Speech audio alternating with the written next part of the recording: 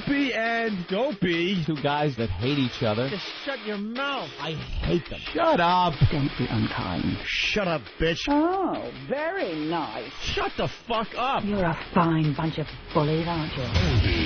I'm Opie. I could give a fuck. I'm Jim Norton, and I'm on the radio. Shut up. The Opie and Anthony Show. It's all about fun, fun, fun. I'd love to spit in your face. I will fucking kill you. Shut up, stupid. I'm just a zilch and I know it. Who cares? We're trying to do a fucking radio. I know what we're trying to do. I'm sitting here across from you. I understand that. The Opie and Anthony Show. Despicable asshat. And these dummies that work for us, you guys stink. Ben looks like a tall baby. Always laughing in the wrong places. Ben, where's the coffee? He rock. Hopefully he's going through a car wash with his mouth open. And there's Steve. Steve is a piece of garbage. And you stink. You are cordially invited to a robbery rape. This is family entertainment. This show is a disaster. Opie and Anthony Show. If you have any poo, bring it now. But enough of this palaver. Let's get the show on the road.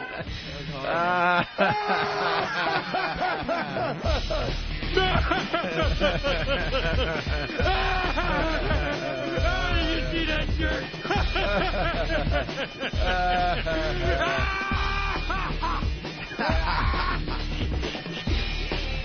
I seen the cops knocking the truck window out, and I thought they was giving the man UPS. I thought the man was dead. That's the way it was. That's terrific. That's terrific. That's funny. I'm funny. Pardon my French, but you're an asshole.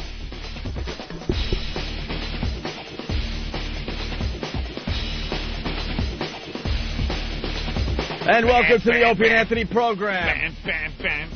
Hi. What's up, Anthony? Good morning. Good morning, Jimmy. Good morning, Yeti. On this fine Whippamow Wednesday. Yes, it is. Saw a lot of stickers on the way home yesterday down the expressway. Why are you pointing at your microphone? I couldn't hear myself. Well, you're on, moron. I can't hear me. But I didn't know. You see the attitude he gave me? Excuse me. Well, I didn't want to yell, hey, this is not on if it was on. Hey, asshole. Hey. I was signaling. Hey, button pusher, I'm not on. Oh, boy. Boy. Wow, that was a bit of an attitude, I think. I couldn't try to... How was I going to signal you so no one else... As he shoves food in his mouth. Maybe you should have kept the mic off. No, I'm hungry. Full mouth. Jesus. All right, everyone's levels are fine, right? Yeah. Check 1, 2. Yes, they are. All right, it's running at a I'm going to give it a plus 4.5 today. 4.5? 4.5. You're a madman. That's for Jimmy. You, No idea Anthony, what that I means. need you up at about plus 6. I have no idea what it means. And believe it or not, I'm at plus 1. Whoa. Well, it's obvious who's running the controls. No, plus 1 I have no idea what that means. is less gooder than your plus 6. It means nothing to me. It's Whippamow Wednesday. You want to explain this old gag, Anthony? This old gag, it goes back to, I believe it's 1953. Jimmy distracted me. What? Is it his mouth full of egg white? And pointing at the mic. Disgusting. You asked if the mic was on, and then you shoved food in your face, so you can't use the mic anyway. That's all right, but I didn't know if you heard my answer when you said, how are you? So if I was going to add something, I was like, or at least attempt to, I said better to have the mics on because you may have forgotten to hit the button. That has to be one eggy windscreen on your mic. Why? Is it eggy? No, not at all. I No? don't spit when I chew, ever. Ooh, No, I'm very sorry neat. to even imply that. Very neat. My goodness, I see what Jimmy's defensive about. So during that, though, I heard you say that you've seen a lot of WOW stickers on the highway. Yes. Very nice. And of course, I dangerously pull up close to see if it's an XM one or if it's one of the old NEW ones. And a lot of the new XM ones now popping up. Noticing that. And then the truck driver kind of looks because he thinks I'm checking out the WOW, and I pull up on side, and he thinks it's going to be a chick with tits, and he gets me. It really is the worst. Can you guys stop giving us the finger? Yeah. We're just Sorry. excited that you're, promoting the show, so we want to give you a little props. Sorry, my name's on your truck. Sorry. I do it all the time, too. I pull right up, I beep like a lunatic, I'm waving. I don't go that far. And they get all pissed off. Hi. Pull out my cock. Right. Like, move on, faggot. I'm like, no, dude, you got my name on your vehicle, and I want to give you props. That's all. They do look sorely disappointed when you pull up next to them, though. I just give the little glance, you know. I don't want to let on to anything. Give the little glance, and I look, and they're kind of looking at the vehicle, maybe through the tinted window in the back of the girl. Maybe she's there, but there's no chick. Right. Well, it is Whippamow Wednesday, something we started a long time ago, and it works like a charm. Yes, it does. You throw a wow on your vehicle, any way, shape, or form. You can get the officially sanctioned Opie Anthony bumper sticker, the wow bumper sticker. Or you can just put it in the dirt in the back of your truck, or write it in duct tape. I've seen that one. I've seen a big painted wow on the back. Whatever it takes, just get a wow on there. And if a girl is familiar with the program, drives up, sees it, she knows what to do next. She'll pull up next to you and flash her beautiful breastises at you. And it happens every day. Matter of fact, for this fine Whippamow Wednesday, I think we got a couple girls from the Penthouse Club coming in. And I think they're going to walk around like, I don't know, Manhattan, or just a few blocks near the studio and hand out wow stickers and stuff today for us. Lovely. And if you're looking for a wow sticker, you can send in a self-addressed stamped envelope. The address is 111 West 57th Street, New York, New York, 10019. Just write XM Satellite Radio on the envelope, too, I guess. And hopefully we'll find your envelope, because today, as I sat down on the couch, the couch that is just cluttered with old newspapers. I noticed you throwing things off of the couch today. It's a hint. Every morning, I've been doing it for a week, and no one's catching on yet. They just pick it up off the floor and put it back on the couch. Yeah. Well, you got to explain. I mean, I gave up my office because Ron and Fez are coming in. Our office, actually. You gave up on it a while ago. I gave up on that. I never go in there. We had a great idea at the time. We had our own private little office. They set up nice computers and phones, you know, typical little cubicle area, little closet type of office for you and I to maybe have some privacy. Yeah. And then we had this big bullpen, this glass enclosed bullpen, and it turned out everyone wants to just hang out in there in the morning, which is fine. And you have your own computer, Ben.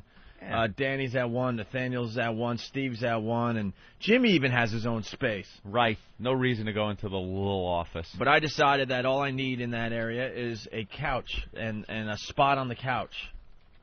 And everyone knows that. Mm-hmm. But every morning there's just a pile of crap on the couch, and I've been nicely moving it every morning for weeks on end.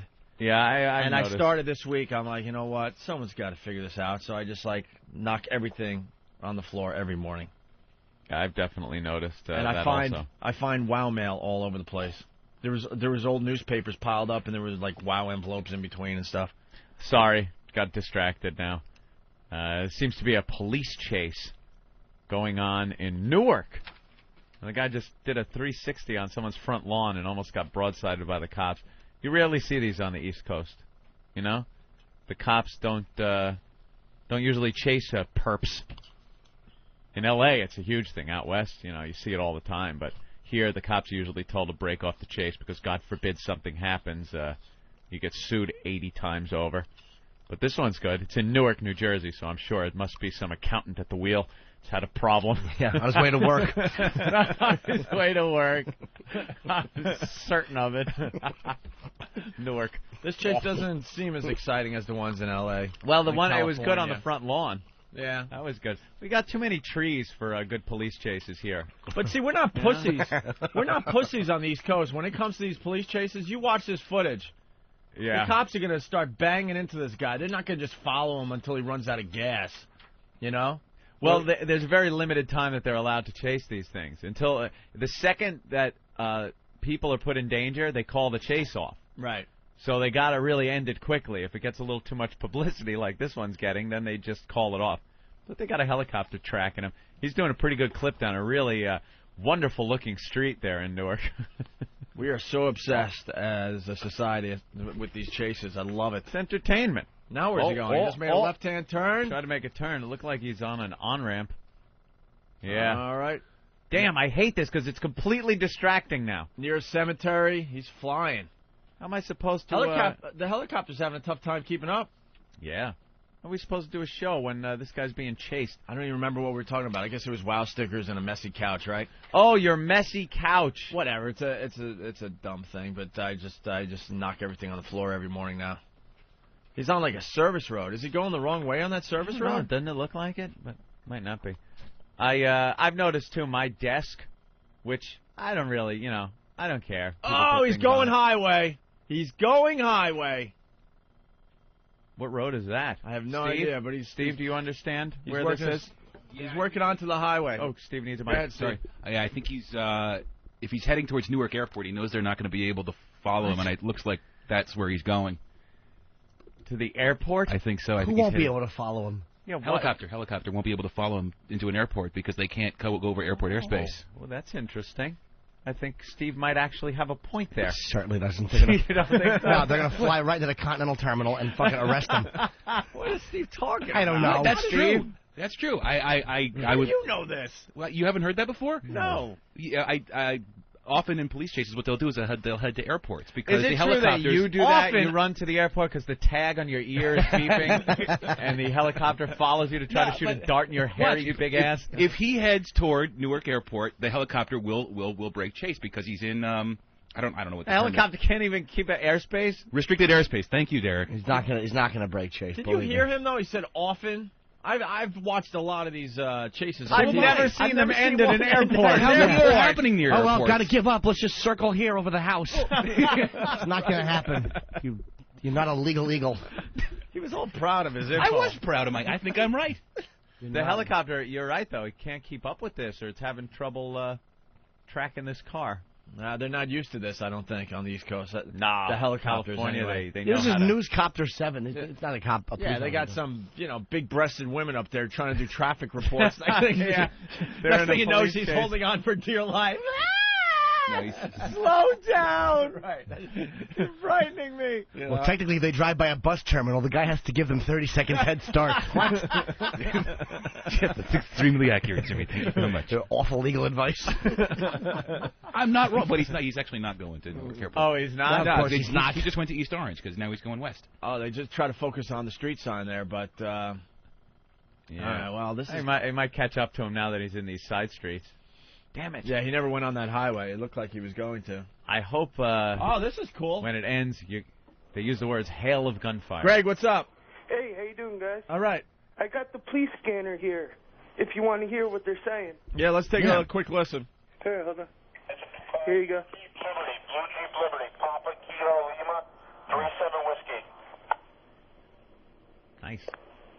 Aviation. Lima 37 Whiskey, New Jersey. All right, 37 whiskey. I like that. All right, they're passing in the church, right by 280, the big cathedral. All right, nail him. Oh, he squeezed through two cars. At an intersection. This guy's, might I say, a maniac. Yeah. He's driving like a maniac.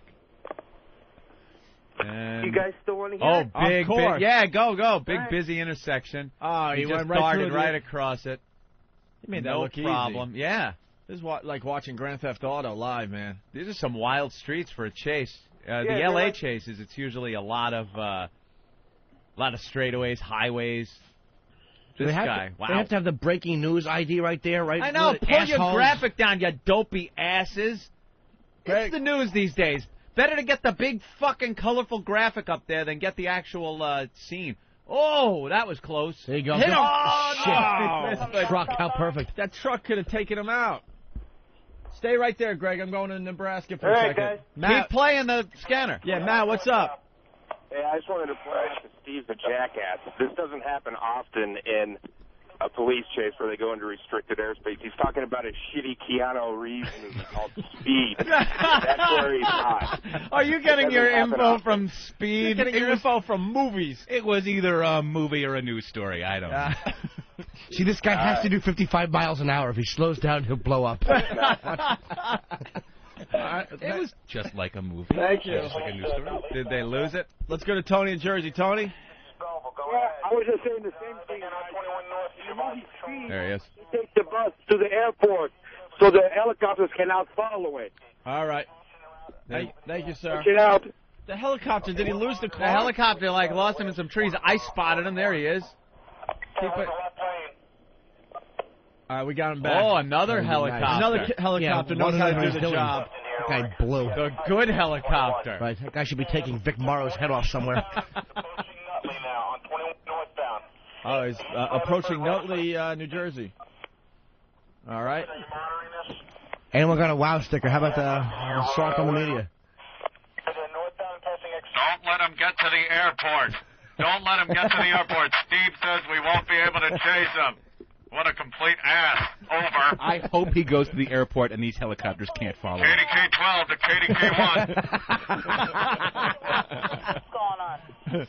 KDK 1. Oh, where he's pulling off the little highway thing there and going back into another neighborhood. Come on, end this. The graphic, they won't move it. Back on the side streets, yeah.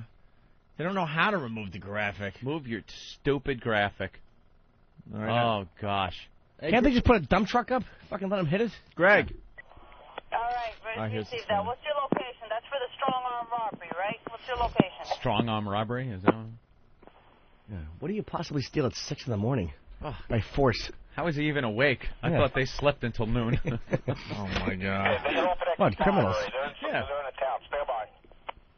Maybe he got the only laptop. Hit him. Get into that story in a little bit. No. All right. Some of these citizens have to get into it. Yeah, man, that car doesn't look that important. Knock into him. Just hit him. There's another cop. Could have hit him. Oh, they might get him boxed in. There Where'd he go? the fucking The helicopter lost him. The helicopter lost him. Go down! No, it's not over. Oh, my God. The helicopter guy's freaking out.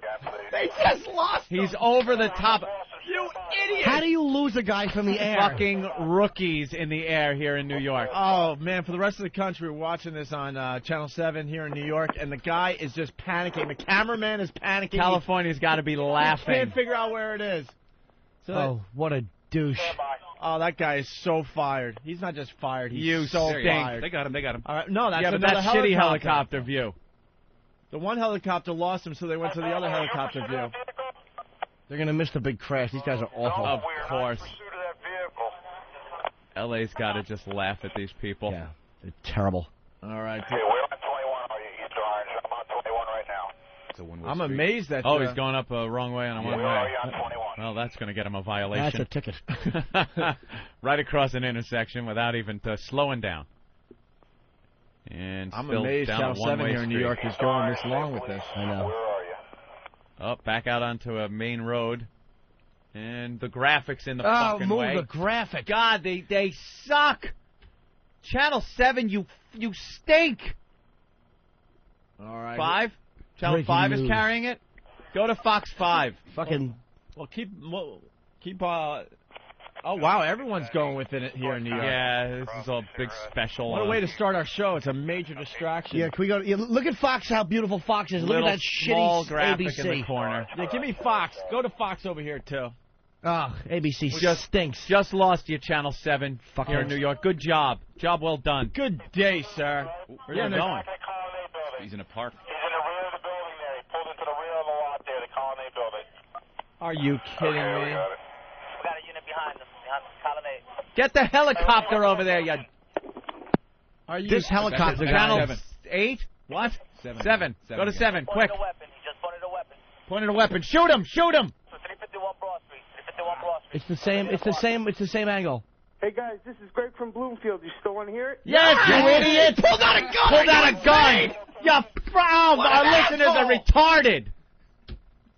Put back Fox. What are you doing? This stinks. The same graphic. In case he shoots, we'd hate to see it. West on Crane State Police, West on Crane Street in Newark. The Fox has the stupid... No, go to Channel 7 on that one, Channel 5 over here. Yeah, give us a couple options. God damn it. Oh. You almost there? Wait, he's back in the back car? on the road. Well, why is Channel 5 just showing a highway? He stopped Channel 5's in the parking lot. Channel 5's still in the parking lot. Channel 7's chasing... Channel 7's chasing some soccer mom. This guy's at the Colonnade having brunch. No, what did you do? What did you do? TV? Jesus Christ. He's running. He's running. Oh, please shoot him. He's under the trees. Oh, well, no. Damn it. He gets up in there, then no one catches him. Well, let's listen to the police scanner. Greg, if you hang up now, we'll come. We'll hunt you down. Oh, I'm confused here. Do we have 2 pursuits going here? Oh, 2 pursuits. Route 3. Negative. Just 1 pursuit. We got 2 black males. Looks like one wearing a white T-shirt, white blue jeans, and the second one is wearing shirt. Newark's in pursuit in the field there. They had him. Where did they go? They showed him running. Right where that Channel 7 helicopter is. I'm out here. Now they're showing the empty vehicle. Oh, one. Oh, kick him! Kicking him live on TV. Nice, good kick to the side. Kick him in the head. Look at the graphic. The right fucking over ABC the guy. should be firebombed.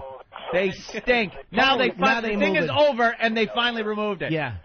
You stupid sons of bitches. Where's the other guy? Holy shit! They had to keep the graphic there. Both suspects in custody in Newark. Both in custody. On the second one. Now we can do a show.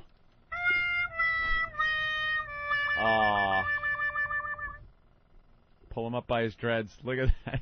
That was really cool, man. That was really cool. Good one. ABC, Boy. what a fucking despicable channel. ABC, horrid job. Hey, at, Greg. Doing that chase. Greg? Right. They're over here in Newark. All right, that's it with the police scanner. You. We're not going to hear what anything an else, idiot. right? We Park, next to Cathedral. We have a weapon, and he said, "You guys still want to hear these?" No. No, of course not. All right, Greg. I'm not sure if this is the second pursuit you were talking about. We have two suspects in custody by Branchbrook Park. Yeah, what's up, guys? Greg, great job. Great job. Great pickup by thinking about the police scanner for us. Oh, no problem. Anytime. It really helped this bit.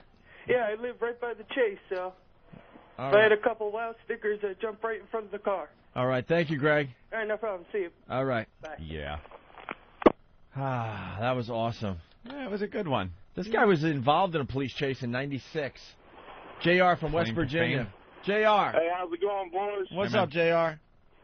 Not much. I'd just like to let you all in on a little story. All right.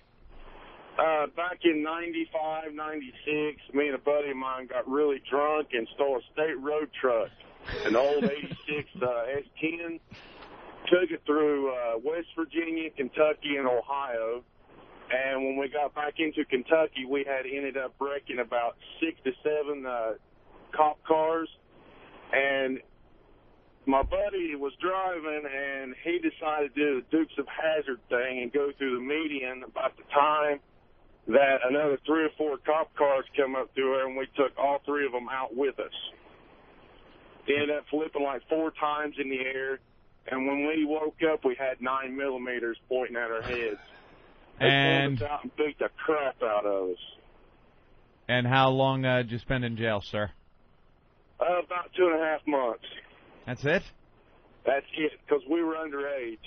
Oh, well, it's almost worth We it. were only like 16 years old, so I mean... It's almost worth it, there wasn't right? much It's I could almost do worth to it. You get to do some Dukes of Hazzards moves and You stuff. might get away. All right, JR. Yeah, he just wanted to go through the meeting and see how it felt, I guess. I don't know. We were drinking pretty heavy that night, too, so... All right, thank you, JR. All right, you be cool. All right, cool. Let's say hi to Joe from Whackbag. Joe, what's up? Hey, how's it going, guys? Hey.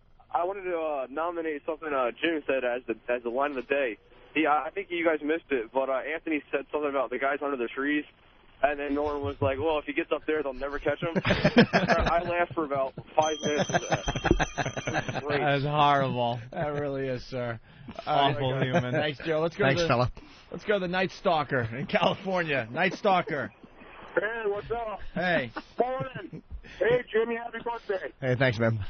Hey, here's the deal. Me and a buddy of mine just got off work. We're sitting in the living room, drinking a couple beers. Our kids are watching TV, watch cartoons.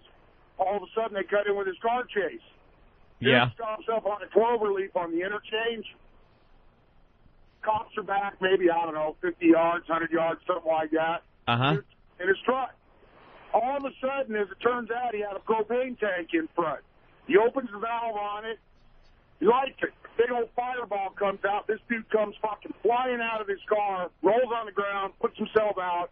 You can see he's all burned up and shit. Well, he walks over to the side of the cloverleaf and looks like he's going to jump down maybe about, I don't know, 40, 50 feet to the freeway below him. And then he kind of, I don't know, fucking wanders around there, and he unrolls his banner. He pulls out of the back of his truck. It's like, fuck HMOs or some shit like that. But anyway, wandering around. He goes back and guy's gets a shotgun ponderous. out of it. He goes back and he gets a shotgun out of the back of his truck. And he's standing there with it. The cops all pull their guns. They're standing there looking at him. He stinks, and I don't like him. Oh, Yeah, Opie, you've been away from this conversation? Yeah, I was trying to find something. Yeah, Night Stalker, why don't you start over again? No! Why? You missed some gems here. I'm not that stupid. I know it's boring. I can tell that much. Oh, wait a minute. I can't hear. We're having trouble with your phone line. I'll call back. Oh, God. Guy makes an action-packed police chase with fire and everything else sound like drudgery. Sound like doing the laundry. You stunk. All right. Well, there you have it. That's how we start today's program on this fine Whippamow Wednesday. A nice distracting car chase. A couple of people, one guy who posted 8 times. What's his name? From Boston? He's angry because it's not a national story and he couldn't see it. Sonny. Bitch sucked. It wasn't on national TV. Sonny from Boston. You know what, Sonny? I'm banning you. No, you can't banning ban him. I would ban him. I'm banning him from instant feedback. He's a little frustrated. Don't Where ban is it? him. Where Don't is ban it? him. Don't ban him. Let me see. Ban. No, he's a faithful listener to the show. No, IP. don't ban him. All right. One more chance. He's just a little frustrated, that's all. I don't blame him. But I think there were some funny lines in there no matter what. Especially with the helicopter, just panicking. All of a sudden, he lost the guy. Everyone is watching in New York, and all of a sudden you see the cameraman's view. He's just searching the trees, and he's just panning left, right, up and down like herky-jerky, like Ben's running the camera. Couldn't find the guy, and you could just feel the panic. The suspects are out of the car, then you hear the camera point up, fucking clouds. All right, All Access has a little story about the pests. They do. Remember yesterday we were talking about the Billboard? Mm-hmm.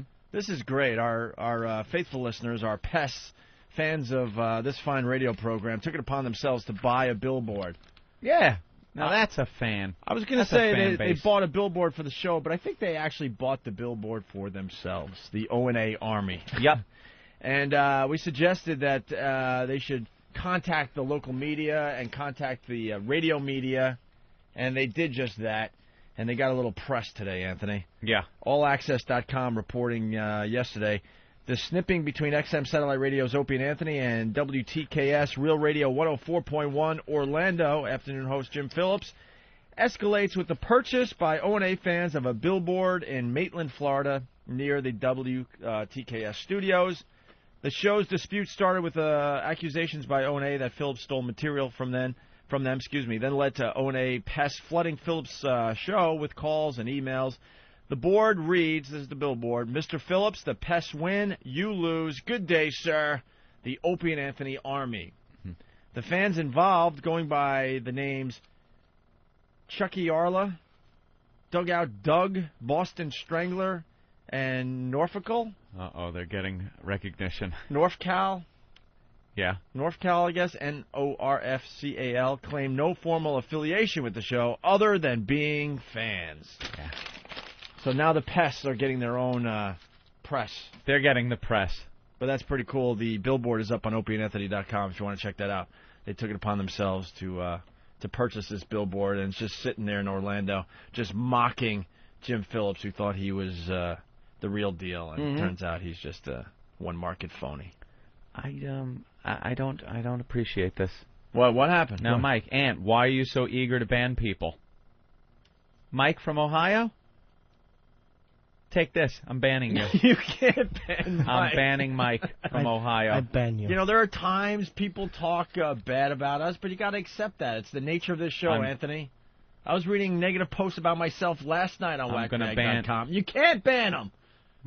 All right. I'll give him a shot. I won't ban him. Everyone understands this isn't one of these shows where we just want everyone to kiss our ass. Certainly do. Sometimes there's going to be some negative posts, and you're going to have to just deal with it for a little while. Don't ban the guy. I was reading the message boards last night and saw a couple, there were a couple that said they didn't like Opie's laugh was one of them. That's the whole purpose of it. They don't like Jimmy's politics.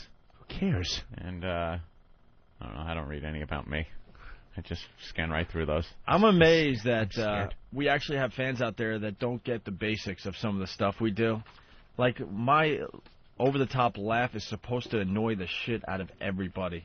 Not just the person I'm doing it to, but it's supposed to annoy Anthony, Jimmy, you listening at home. And if it blows out your speaker, that makes me very, very happy when I go home. That's the purpose of that obnoxious laugh. Yeah, I saw the headline. Danny, stop it. Well, what? Animal Planet reporting a chimp attack survivor returns home. I guess this is the guy that got his testicles ripped off by the this chimpanzee. is the guy we did this story. Yeah, it was a while couple months ago. Hey, look, he's lost his fingers. Oh, you know, if you don't have fingers, testicles, and an eyeball, and a nose, it better be because you were saving a busload of children from a bomb and it went off it. Not a chimpanzee attacked you. How did the chimp get a hold of him? He was at some kind of chimp refuge, I believe. He had owned a chimp previously. And I just see you chomping at the bit here. He had owned a chimp previously, and he had to give it to this refuge because it was getting a little rambunctious. So him and his wife went to go visit the chimp at the refuge, and they went to bring a cake to the chimp, and another chimp attacked the guy and started biting his thumb off, and then it just went wild on him. And ripped his balls off? Ripped his testicles off. Bit his balls off and ate his face. It bit his balls off? It bit his balls off and ate his face. Because in the wild, you know, that's what they do. They don't dance around with a little organ grinder. You know, they don't have the little cup looking for change, things like that. They don't wear little caddy suits like in the Little Rascals. In the wild, they chew each other's balls off when they feel threatened. I thought you were going to say in the wild, the ball bag is a delicacy. Yes. That too, Opie. That too. All right, that's great. Let's move on to Tim in Pennsylvania. Bit his balls and then his fat face. Yeah. Zero. Can't you fight the thing off? It's biting your balls. How do you let it then mosey on up to your face? You know how strong chimpanzees are? Probably pretty. They're very powerful little animals. Well, that's what you get. When a monkey wants cake, fucking give him the cake. I don't give the monkey the cake. Trying to scold the chimp and teach it a lesson? Wait, I haven't lit the candles. This isn't for you. Well, give me those balls, sir. I'll have those instead. Good for him. That is horrible. Stay off the refuge, stupid. Are we getting this audio? Because it's a big story today on the news. They really are going long with the chimp attack survivor returning home. And then he just kept yelling, my fucking balls, my fucking balls, my fucking balls. Tim, what's going on? Hey, fellas. Hey, Tim. Jimmy. I'm 36 years old, and when I was 33, 2003, I had a massive heart attack. Did you? Not over. Thank you. That's terrific. That's terrific. I'm not overweight or anything. It's pretty much, it turns out to be family history. Okay. But I didn't even feel like I didn't even know what was happening. I felt like I was being beaten with baseball bats over my entire body. Where did this story come from? I don't know. It's like left field. What I'm getting at is I know Jimmy's been concerned about his health problems, and last week I didn't feel myself, so I went to the doctor, and they ran all these blood tests and everything else, and everything came back fine. Well, finally they did a nuclear stress test on me where they inject you with this nuclear fluid or whatever. Nuclear. It's nuclear. Don't say it like George Bush. Nuclear. All right, nuclear fluid. They injected you with nuclear fluid and they take pictures of your heart, then make you work out. They inject you again, and then they take more pictures, and they can read that. Well, they found that my stent from 2003 was closing. My own scar tissue was closing it back up. So that could have killed me. What are you getting at? Why did you call with this? This is why I went to, hold on, this is why I went to the phone call. It was very easy. It says, want to scare Jim with health story, meaning you had something that might relate to Jim. Relate to Jim. Yeah, I went for a stress test. I'm fine. I'm bailing on that. And I'm banning him. You can't ban him on the phone? Yeah, you can. You know what might happen. Oh, is he trying to be a new character? Off-topic guy? I don't know, man. Some tie in Jersey. He's wrecking our buzz here. Sean in Jersey, what's up? What's going on, fellas? Hey, Sean. Ant, you were talking earlier and about the chimp attack, quote-unquote. Were there quite a few chimps? And Oh, gee, you're being real subtle, my friend, with your awfulness. I'm not even going to continue with your call. Did it happen in Richmond by chance? Oh, my God. You know, we are doomed as a nation. There were white people fighting for the laptops, Of course too. there were. How White do you know what trash. he meant? Huh? How do you know what he meant? I'm not stupid. I've been on this planet a few years. I know where people's heads are at. I had no idea. That's the beauty of me. Horrible. We're There were doomed some white as a people nation. trying to get those laptops as well. We will never get along. Here's a picture of it, Opie. Study that photo. Well, here, this guy's white. Right. There you go. And that guy's white. Yeah. And, well, that's the guy that opened the door, so he doesn't count. One. I see. Oh, that guy's white. Where? Over here. This cluster of people is white. These the people with people. the badges and hats? No. These three people are white. The people with their shoes in their faces as they lay there being trampled. All right, what the hell is this story, by the way? Because the emails were flying back and forth last night. Yeah. I'm getting emails on my BlackBerry like crazy. Well, it appears that they had a sale on Apple laptops. These things were 5-year-old laptops that I guess the schools were selling, upgrading their systems, and the schools were selling these laptops for $50 a piece. But they're 5 years old, these things. Well, the demand for these things a little more than anticipated. And when they flung the gates open to this place, some racetrack, that they were going to sell these laptops at, when they flung the gates open, pandemonium, Opie. Pandemonium. They stampeded. One woman, before the gates opened, didn't want to lose her place online and pissed her own pants. Just stood there and wet herself as to not lose her place online. Another guy who brought a lounge chair with him picked up his lounge chair and just started swinging and beating people with it. And he later said it was because he had gotten there first online and felt he was entitled to be there first ahead of the stampeding people. So he just started swinging his lounge chair around. And there were a lot of injuries. The police that were there had to call backup. And some people got very injured. Here's how it was reported on Very the news. injured. A scary scene this morning in Virginia when what began as a laptop sale quickly turned dangerously chaotic.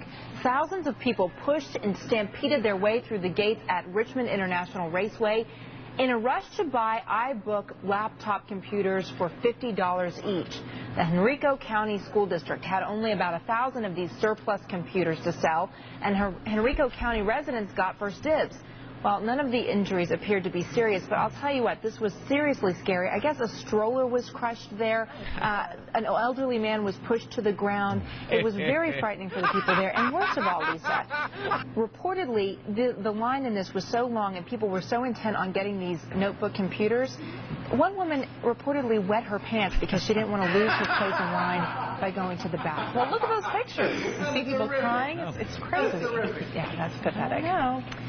Witnesses likened it to the running of the bulls. Yeah. Screams filled the air, and police called for backup as people were trampled, beaten with a folding chair, like Ant said, and nearly driven over. I like some of the quotes we have from LaToya Jones. I could not move. I could not breathe. She lost a flip-flop and had to limp around on sizzling blacktop with one bare foot. This is total chaos. And then 33-year-old Blandine Alexander said the woman in front of her, right in front of her, was pissing herself as to stay online.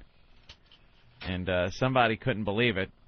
Said they don't understand why people were freaking out over 4-year-old Apple iBooks that originally went for $999 up to $1,300 for $50, and it's it's an old machine, 4 years. But I imagine they're poor and they don't have money. This is why the only shot a lot of them will have a laptop for their. Now. No, You're being stereotyping. Anybody that would get into a mob scene to get a 4-year-old laptop is probably not on the. They have one of these stories every year. Usually it involves the fat brides trying to get the cheap wedding gowns.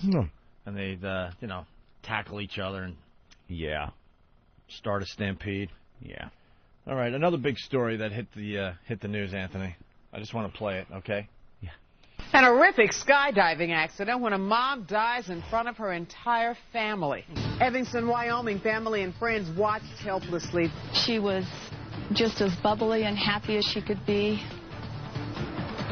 And she almost ran to the airplane to get on it. This mom was jumping in tandem with her instructor, but as she came closer to the ground, a gust of wind collapsed the parachute. She died as her parents, husband, and 2 children watched in horror. The instructor is hospitalized. That is, you absolutely should not be doing these skydiving things. Oh, why? Especially the tandem. The only reason the guy is alive is because she was strapped to the front of him. That's it. Yeah. The chute collapsed. She fell forward first. He lands on top of her. It's nice. Thank you for cushioning my fall. How high were they, though, if he lived? I mean, probably not all that high. High enough to kill her, though. They said as it got closer to the ground, the chute collapsed, and he apparently fell on top of her. Yeesh. When asked for comment, the husband was running around blowing kisses at God, yelling, "Yippee-yi-yay." No. I had my ex-tandem jump in the Bahamas. No, Turks and Caicos. Turks and Caicos, right. Remember that? I was standing on the beach looking up. I remember you and I were talking on the beach as she was coming down, and you were praying that the chute wouldn't open. I was like, oh, here it goes. Is that a chute?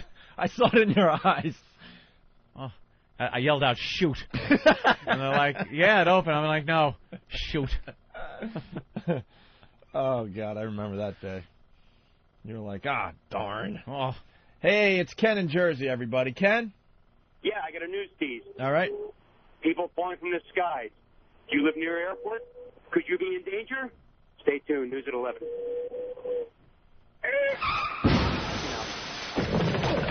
Oh, that was awful. The callers are atrocious this morning. So far, right? Horrid.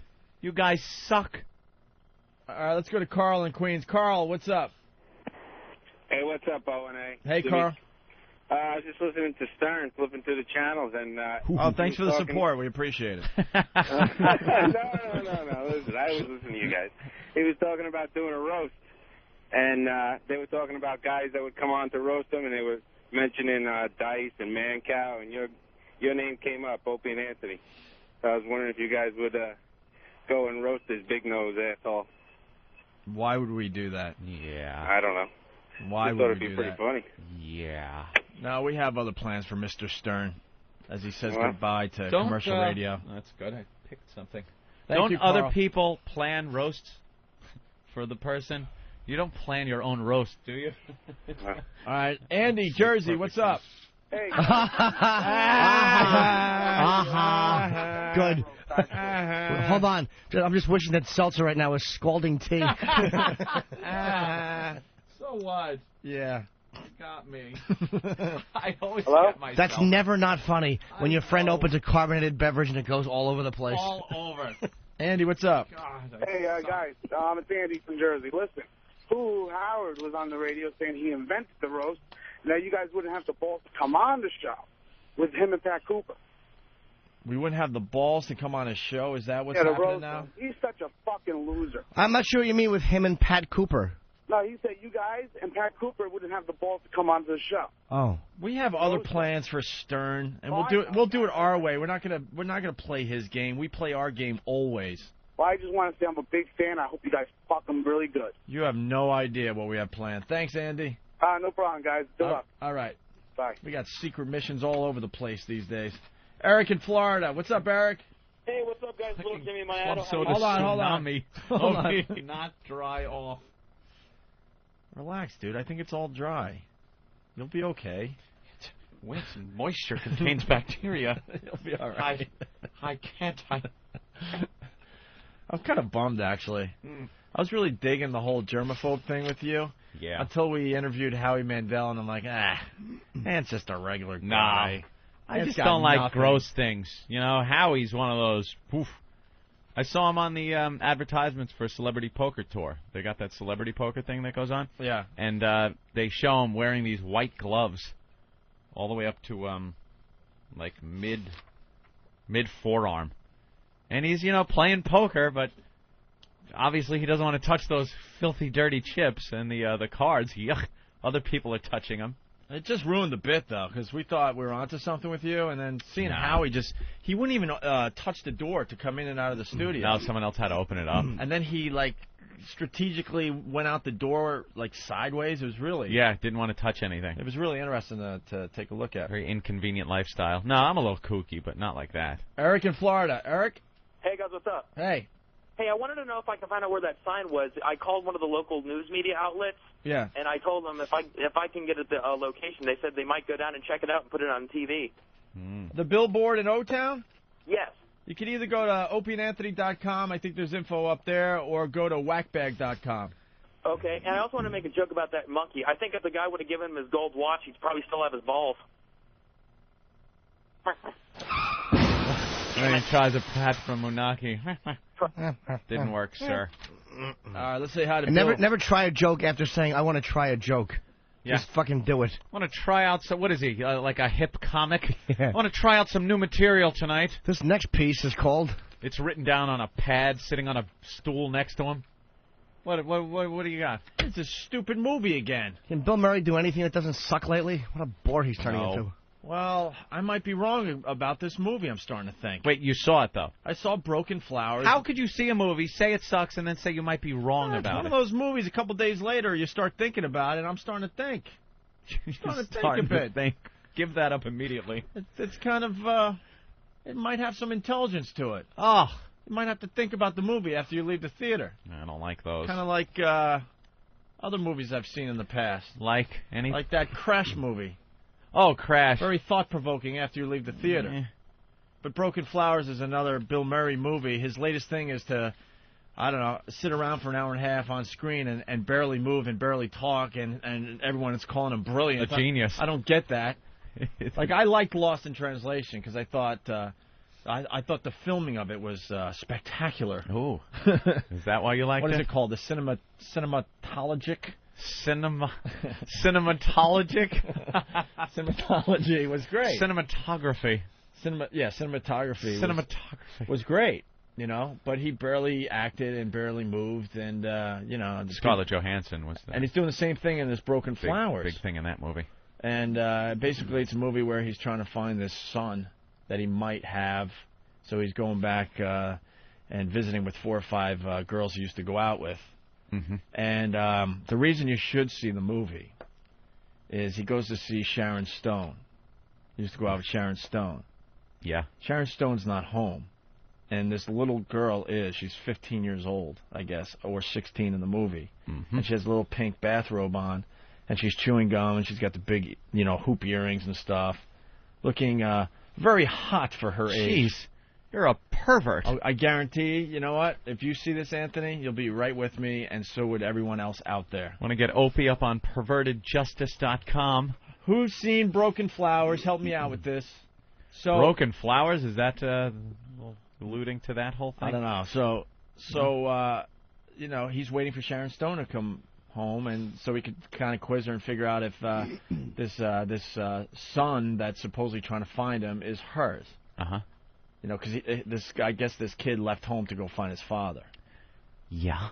So the girl's there, like, well, why don't you sit in the room there and wait for my mom, whatever. And she's a typical teenage girl. She's on her cell phone and stuff, right? And she's got a bathrobe, and she leaves the room, and she comes back in the room on the cell phone, completely naked.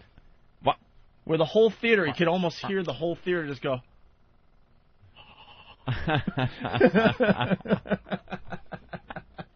Wow. And I'm thinking, how the hell did they get away with that? Because she's obviously playing a girl that's definitely not out of high school and possibly maybe in 10th grade around there. She's got to be over 18. Oh, she's got to be over 18, right? Yeah. Completely nude. What's the... By the way, sporting a muff. Really? Which might bring the muff back now, I'm thinking. You thinking that's going to be a new fashion statement? Sometimes it just takes one lousy thing and a trend is started. Good old JFK decided not to wear a hat one day, and everyone else decided that hats were out. If you look at the old footage before, like, 1960... They all wore the wacky inauguration hats. Every guy over 30 wore some wacky press hat, like he was a writer. What's that chick's name in the movie? I don't know. Eric decided to, sleep in today, so... Is it Sherry? Born in 1969? Oh, wow, no. Born July 8th, 1984. She's 21. What's her name? Alexis D.Z. Lolita in the movie? Yeah, exactly. They gave her the name Lolita, too, so it was like you knew what was going on there. D-Z-I-E-N-A. And I'm sure the picture's not up yet of her. You don't Does think Mr. it's Skin on have Mr. it? Skin? Go to Mr. Skin, bro, and see if Mr. Skin has the photo yet. It is ridiculous, Anthony, to be honest with you. It's ridiculous. And then later on, Sharon Stone... You see it? No. What? No, I just saw one picture, but... The face you made, it was like you saw the picture. And then later on in the movie, Sharon Stone comes home, and blah, blah happens, and then he's leaving that house, and she's just waving goodbye. This young, she's playing a teenager, and just tiny little panties, brawn panties. But now I'm thinking that Broken Flowers might be a good movie after all. The critics are giving it rave reviews. Can you find it? I'm working. Let's see. Flowers. All right. Broken Flowers. Alexa. Oh, man, we're doing a live show. Oh, Eric's here. Hey, Eric. See her naked. Picked a great day to oversleep. Where you been? You overslept. What time to see her naked, but where is she? What time did you get here? Dude, he's not even awake. Look at his eyes. It says clip available soon. Soon, okay. I'm telling you, it's going to be a clip that a lot of people are going to be downloading. This thing is going to be downloaded like crazy. I think it's going to be one of the biggest downloads for Mr. Skin in recent memory. Her skintistics. White, has shown bush, brunette, medium breasts, average size body. She's from Long Island, New York. How about that? There you have it. Oh, really? Yeah. Okay. Anyway. We're slowing down here a little bit. Bill, Jersey, what's up? Going on, guys? Happy birthday, Jimmy. Thank you, man. Monday, you guys never got to the NEW clips, your last show? Just yeah. wondering if you're going to get back to that. You think it's worth playing today? A little bit of it, yeah, sure. All right, you guys had like freshly neutered dogs on that show. You had no idea what to do. You know what? It's not a bad idea. We'll play it after the break, okay? Sweet. Thanks, guys. By the way, just in case anyone is keeping track, today is the 202nd live show for the Opie Anthony program. How do you know that? This is the 202nd live show on 202. I'm Rain Man. Do you have some kind of data you get from ELO, or you just know this off the top of your head? I keep track. Like a prisoner. I just every time we do a live show, I just make I make a little mark near my computer, and we're up to 202. 200 live show. This is the 202nd live show we've done for XM Satellite Radio. Well, everyone's distracted. How about we take a break, try to find this picture? Maybe someone will send it to us. And that's that. We'll continue after this, all right? We got this Howard Stern thing we got to play again. It's very, very funny. This is from Matt, right, from South Jersey. Threw this together. What you're about to hear is Howard Stern lying through his teeth. He's lying again. He's doing this to pump up the company he's going to and try to make it seem bigger and better than it really is. I'm ready to change radio. I've been saving my money up, so I'm going to go with you guys. Good. I'm ready to do it once again. I'm ready to change the way people listen.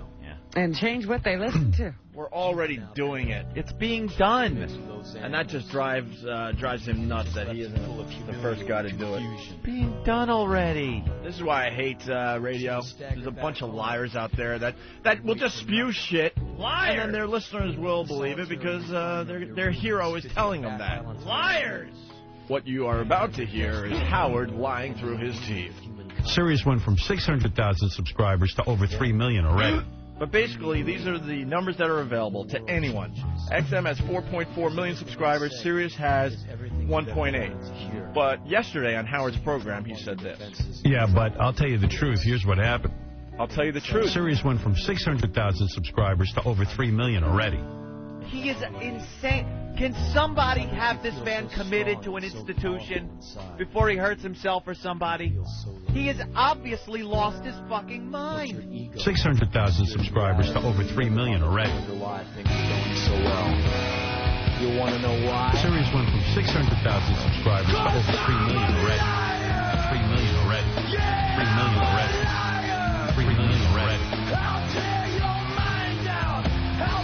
Series went from 600,000 subscribers to over 3 million already. 3 million already. 3 million already.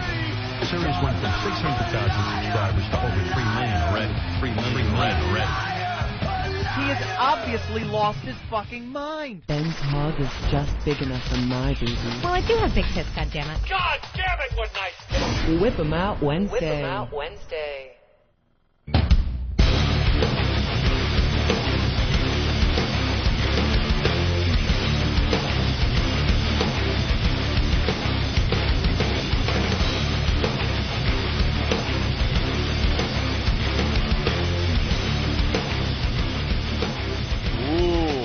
I guess Opie's taking a leaky. Yeah. Look who's here.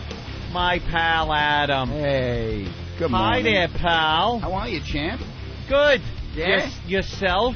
I am well. Wonderful. Opie can't get to his post. There's Hope. You deserted your post, sir. Everybody's sending me all sorts of pictures of that chick. What chick? Alexis. What's her last name? How do you say that? Alexis. Zena? D-Z-I-E-N-A. Jones. Dezena. I think it's Dezena. Do you pronounce the Z, the D? Why not? Or just Zena? No, I'm not pronouncing that D. I'm leaving it off. Leave it for someone that needs it, like Don or Derek. Well, we got a big star on the line here, you guys. We got to go right to Michael. Michael McKean, how are you, sir? Michael! Hello? Hello? Oh, hello? Michael, your voice is very high this morning. What the hell do you want? That must be so I'm nice. asleep here. That's got to be so nice to reach the point where you don't even have to wait on the phone anymore. Some girl waits for you. Some girl. She's a very important woman in this business. Don't you forget it. We all know you're a big star, but that's a nice luxury to have, man. Well, How you guys? If you can get a hooker to do your chores and assist you. They're ready for you, sir. And hands over the phone. You know, it's just an extra $20 tip for a happy ending. Full release, nice. Michael in studio. It's Opie, it's Anthony, Jim Norton, and Adam Ferrara. So. How are you, Michael?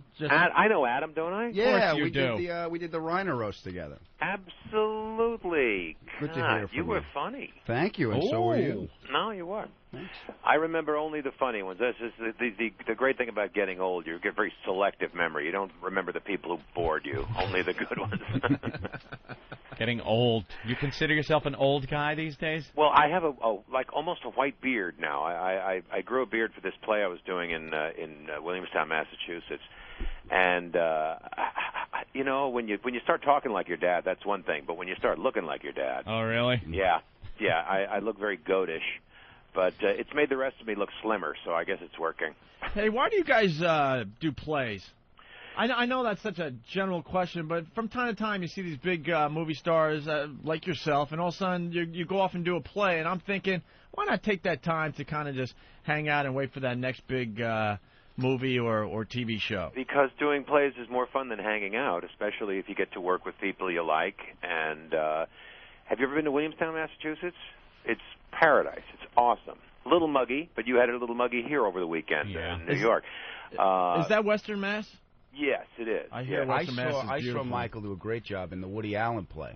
Oh, you did? Yes, you did. You were fabulous. Oh, thanks. And yeah, every time you talk about the weird theater, I'm using experience. the word fabulous. The theater. Ah, yes.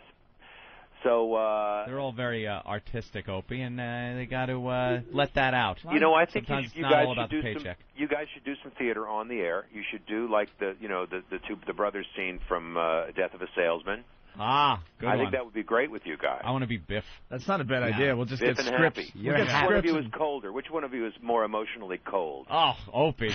Well, he's got Stop. to be happy then. You can be happy. Yeah, That'll be be ironic. Opie whistles at funerals.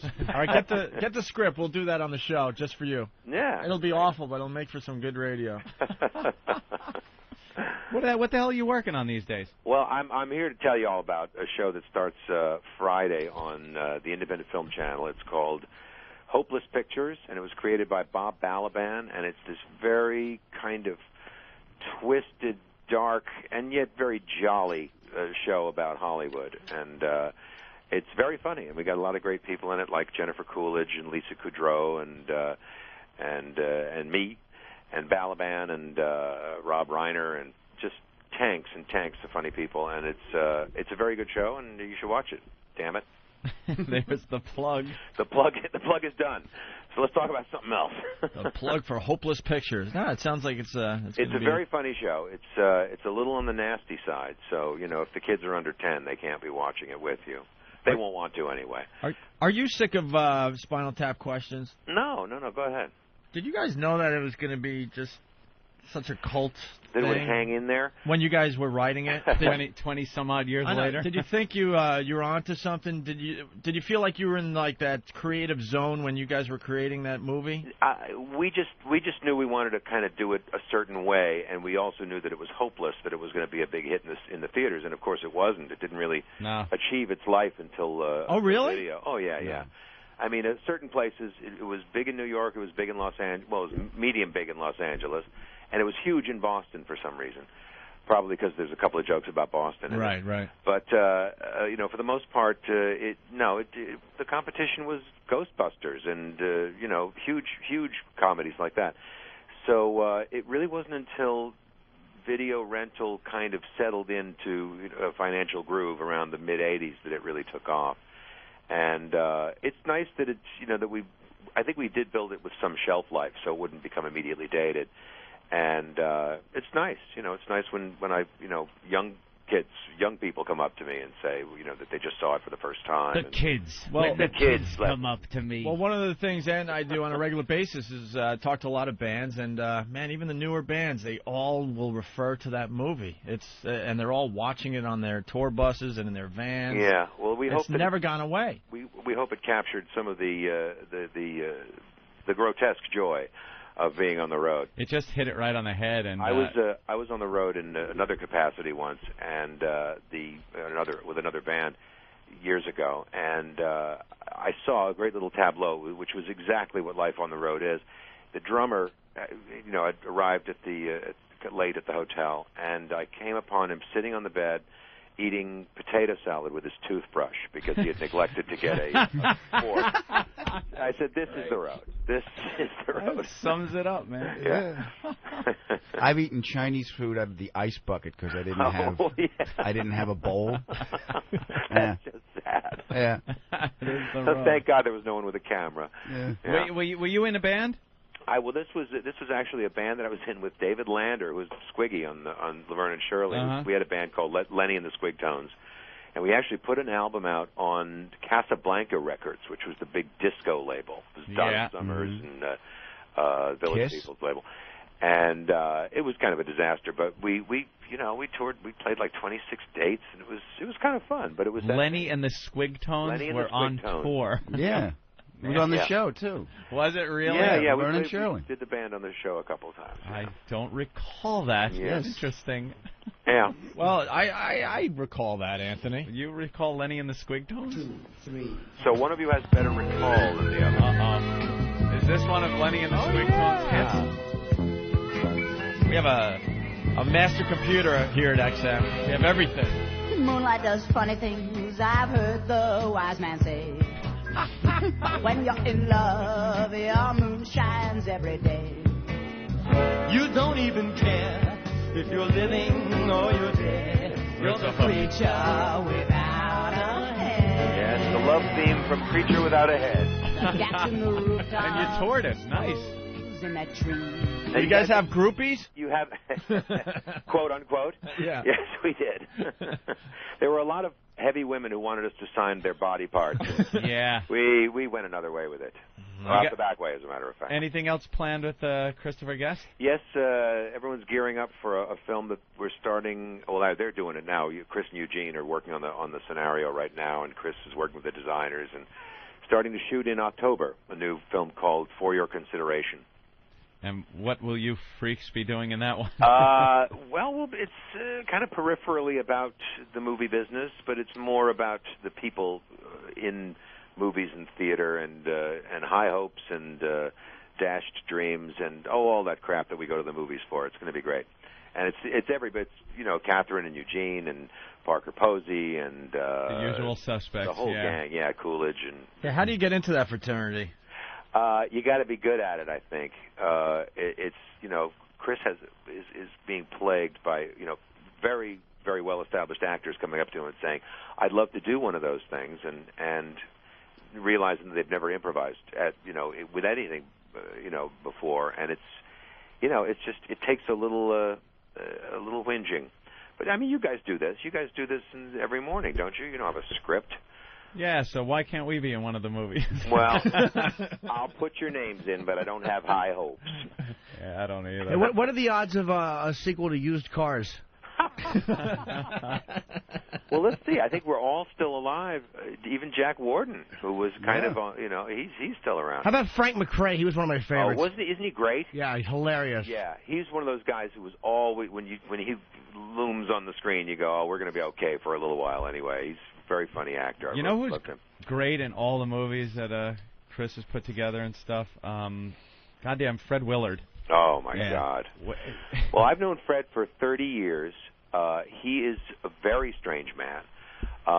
He doesn't like having a hotel room near the elevators because the dinging, the bell. It's not very strange if you stay in a lot of hotels. You do realize that. Well, but this I get bummed out when my room is near the.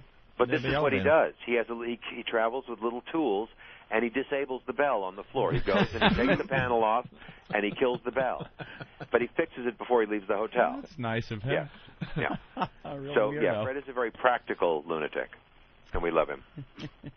Hey, Michael, I got to ask you a question. Okay. I'm looking for an honest answer from one of you guys. Now, your bio is obviously very impressive. You've done there's like 100 projects listed here that we could go through, okay? Yeah. When you're in a movie that just stinks, and you have to do press, I mean, how do you get yourself up for that? Because we were talking to somebody from Deuce Bigalow, European Gigolo, whatever. And obviously the reviews are absolutely awful. And I kind of asked him about it. How does he feel that the review? And and he's towing the company line and saying, "Oh no, it's funny and this and that." And he knows it's a bad movie. Yeah. It's not going to kill his career. He'll go on to some other things that'll continue making him a star. But what goes through your head when you start reading some of these reviews and you just know that they're not off base and that they nailed this, unfortunately, and I was hoping they weren't going to nail it? Well, I've entered a new phase of my life where I read nothing. I read no reviews. Really? My wife, Mm-hmm. I used to be kind of obsessive about it. I read everything, and if you work hard on a picture and it comes out and it sucks, or at least it sucks in the minds of people who make a living writing about it, then you are kind of left with that eggy thing, where you go, I got to talk about this thing, and everyone knows it sucks. But it's just part of the thing. It's to be honest, you guys are lovely, but this has never been my favorite thing, is to go and pitch something that I've kind of already done with. Yeah. In this case, in the case of Hopeless Pictures, just to drop the name one more time, this is something that Bob Balaban's been trying to get off the ground for a few years, and I've always been part of it. So it's, I kind of like rolling along with the momentum here, and we seem to be getting some nice responses. So this, in this case, there's no problem. But it is a weird thing. But it's just one of those crappy things you have to do, And when you're filming the movie, is there a point where you realize, Sometimes. Yeah. I did a movie once that I really didn't have much to do in it, but they shot it in sequence, and I'm in the beginning of the movie, the end of the movie, the beginning of the movie, the middle of the movie, and the end of the movie. And by the end, when I came back after 3 or 4 weeks' absence, everyone's relationship had deteriorated. Everyone despised each other. Everyone was walking around saying, "Boy, this is going to be the worst piece of crap ever," and it was. And I thought, this is terribly demoralizing, and I have a tendency to look kind of on the bright side and say, well, guys, we still get free dinner, you know. We get to hang out, and, you know, somebody might be able to score a little something later. You know, there were good things about making the movie, so I just look on the bright side, fellas. Do you make fun of Bob Balaban's beard in Close Encounters? I make fun of the fact that he made his film debut servicing John Voight in the balcony of a movie theater in Midnight Cowboy. Wow. Yeah. He doesn't like to talk about it, but I do. I bet. That was a really hot scene. It was. The boy with the glasses who just wanted to be beaten up in the men's room. Yeah. Wow, I didn't even realize that was him. Yeah, that's him. What a way to start off. Yeah. If you're going to suck a dick, it might as well be in a great film. Oh. I'd like to put you in pictures. It's only going to go up from here. Hey, you were in planes, trains. I just on your bio. I didn't know you were in planes, trains, and automobiles. It said you were the state trooper. Are you the one that pulled them over when they? After the car has been burned to the ground. What a funny scene. I had no idea that was you. One of my favorite comedies of all time. Yes, it's a funny movie, and it's also a great performance by John Candy. Yeah. Steve is amazing in it too, but that's one of those things that John could really do. I mean, he was a wonderfully funny actor, but he also, not to get too soupy about this, he had so much heart. You know, he was a wonderful actor and a great guy. And I think he's beautiful in that film. It's a really good movie. Only the Lonely was a good one with him too. You know, I don't think I ever saw that. I remember hearing that was very good. I don't think I never got around to seeing that. Yeah, Ali Sheedy, and I forget who played the mother, Maureen O'Hara. Maureen O'Hara, yeah, that's right. One of my wife's idols. You know, them redheaded Irish girls. Yeah. I got to have someone to look up to. You also do a Killer Stern impression. That was very good on SNL because at the time he was really huge. I mean, that's pretty much at his peak, and no one really did an impression of him. And you came out with the wig and really getting the voice down, and that was really well done. Yeah, I wasn't there for very long. I wasn't on SNL for very long. No, one of the guys that kind of in and out. Like, he was on... There are a few of those people that you go, he was on SNL? Yeah, Randy Quaid. Yeah, Anthony Michael Hall. The really? Randy Quaid year. Yeah. Week. But it was a weird thing. I think it wasn't a marriage made in heaven.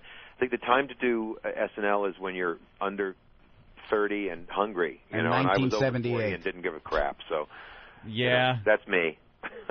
Was that it, really? Well, I just it wasn't. You know, after Phil Hartman left, I had to do Clinton, and that's like following the Beatles with your Beatles medley. Yeah, he was very good at that. It was crazy. But I had some fun. I made some friends, and I got to live in my favorite city for a year and a half. So where are you now, cool. L.A.? Huh? Where are you now, L.A.? Mostly L.A. Yeah, I'm in New York City right now. I'm. Can we come over for a barbecue? Yeah. Or something? All right.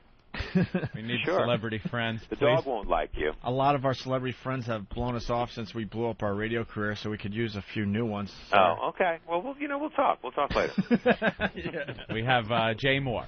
That's Jay Moore, our celebrity friend we have. That's our only friend that we have left in Hollywood. Jay's a very good boy. Yeah, we like Jay. He wrote some stuff about me in that book of his. That's a little exaggerated. Oh, is it? What Yeah, did he write about exaggerated. you? Huh? What did he write about you in the book? Oh, he wrote that I ate a whole block of hashish, a whole brick, and it's just not true. No? No. Yeah, because everyone knows you just need a little. Why waste that you much can cash? just take a little, yeah. Save the rest for but later. He's very flattering. We did have a nice time there, and we were both kind of had a little touch of the outcast to us, but we did have some fun. Yeah. Very good. Yeah, Michael. Good talking to you. Same here, guys. Do you know how funny that scene was in Used Cars when the hood goes up and it rips her shirt off? Oh, yeah. Bless her heart. And David I'm trying says, to think of her name. David says, oh, Jesus, she's caught on the hood ornament. Oh, don't you hate women? That was one of the funniest lines in movie history. That was a very funny movie. It's kind of dated now because the whole thing about, seeing naked women on your TV, we see naked women on TV all the time now. Right. Mm-hmm. So it's got this kind of dated quality to it. But like you say, Frank McRae and Jack Ward and Kurt Russell. Jonas, brilliant. Yeah, really funny. And Kurt Russell is a really underrated comic actor. He's a very funny actor. He's very funny in that film. You had a great career, man. Really good career. Hey, It's as long as I ain't dead, you know what I mean? You really had, Jimmy? Jesus. No. I mean, just look back over what he's had so far. He's been in some great comedies, man. Yeah. All right, Michael. Thank you, guys. It's Michael McKean. The new show is Hopeless Pictures, new show on Independent Film Channel, the That's right. IFC. And it starts when? It starts Friday night. Friday night. Very good. Okay, gentlemen. Always a Thanks, pleasure, man. Michael. Thank you. Yeah, Michael. Bye-bye. That really was like you were sending somebody off to their death. Well, you've had a great career. Yeah, you've had a great career. You know what I mean? So sorry to hear about the news. I wanted to ask him about Parker Posey. Why she hasn't just exploded in Hollywood. I think they're dodging her. Oh, boss? Stupid boss. His stiff hands. She was so good in the House of Yes. I know, Parker stupid. Posey is being shunned. I think she's blacklisted. Shut up. He just likes the fact that there's an S in her name and he can actually say it without tripping over his own stupid fat tongue. Parker Posey. Posey. All right, why don't we take a break? Adam Ferrara is here. We'll take a quick break, regroup, and we'll continue with the Opie and Anthony Show. This weekend, for the first time in Toyota history, an unprecedented sale will change everything. What if we told you to get any new car, truck, or SUV, all you needed was $99 down and $99 a month? I'd say you were full of shit. Well, we're not. Get ready for the No Shit sale from Toyota. No shit. No shit. No shit. Toby Hines, fearless leader at Gulf States Toyota, has gone completely apeshit and authorized us to sell you any car, truck, or SUV for a ridiculously low $99 down and $99 a month. No shit. No shit? You gotta be shitting me. No, this shit is for real. It's the No Shit sale from Toyota. $99 down, $99 a month. But you better hurry because this shit won't be around forever. In other words, shit or get off the pot? Exactly. It's the No Shit sale. $99 down and $99 a month gets you any car, truck, or SUV you want. Holy shit. You said it. See your Toyota dealer now. Get the feeling. Toyota. $99 down payment, $99 monthly payment, not through Gulf States Toyota. No shit sale does not apply to any existing Toyota car, truck, or SUV anywhere, anyhow, anytime. Not a limited time offer. Don't see dealer for details. In other words, we're full of shit. It's crazy. This is what it's all about. Oh, I love this. Wow. T-Show 36 double D. T-Show 36 double D. Shoving your breast in everyone's face. 36 double D. T-Show 36 double D. Oh, wow. He just will her down. Will her down. He just will her down anywhere. Whippamow Wednesday. She'll flash it. She'll flash it. Hey, I'm all for it. She'll flash it. And there's boobs in your face. I'm all for it. The guy that Breast. Hey. This is what it's all about. Oh, I love this. Wow.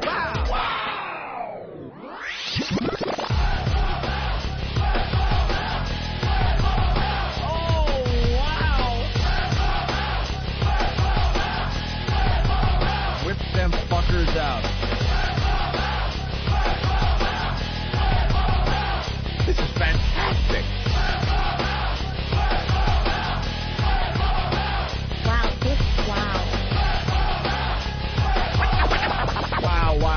Wow. That's why we call it wow. Talk about the boobies. Take your bra and take it off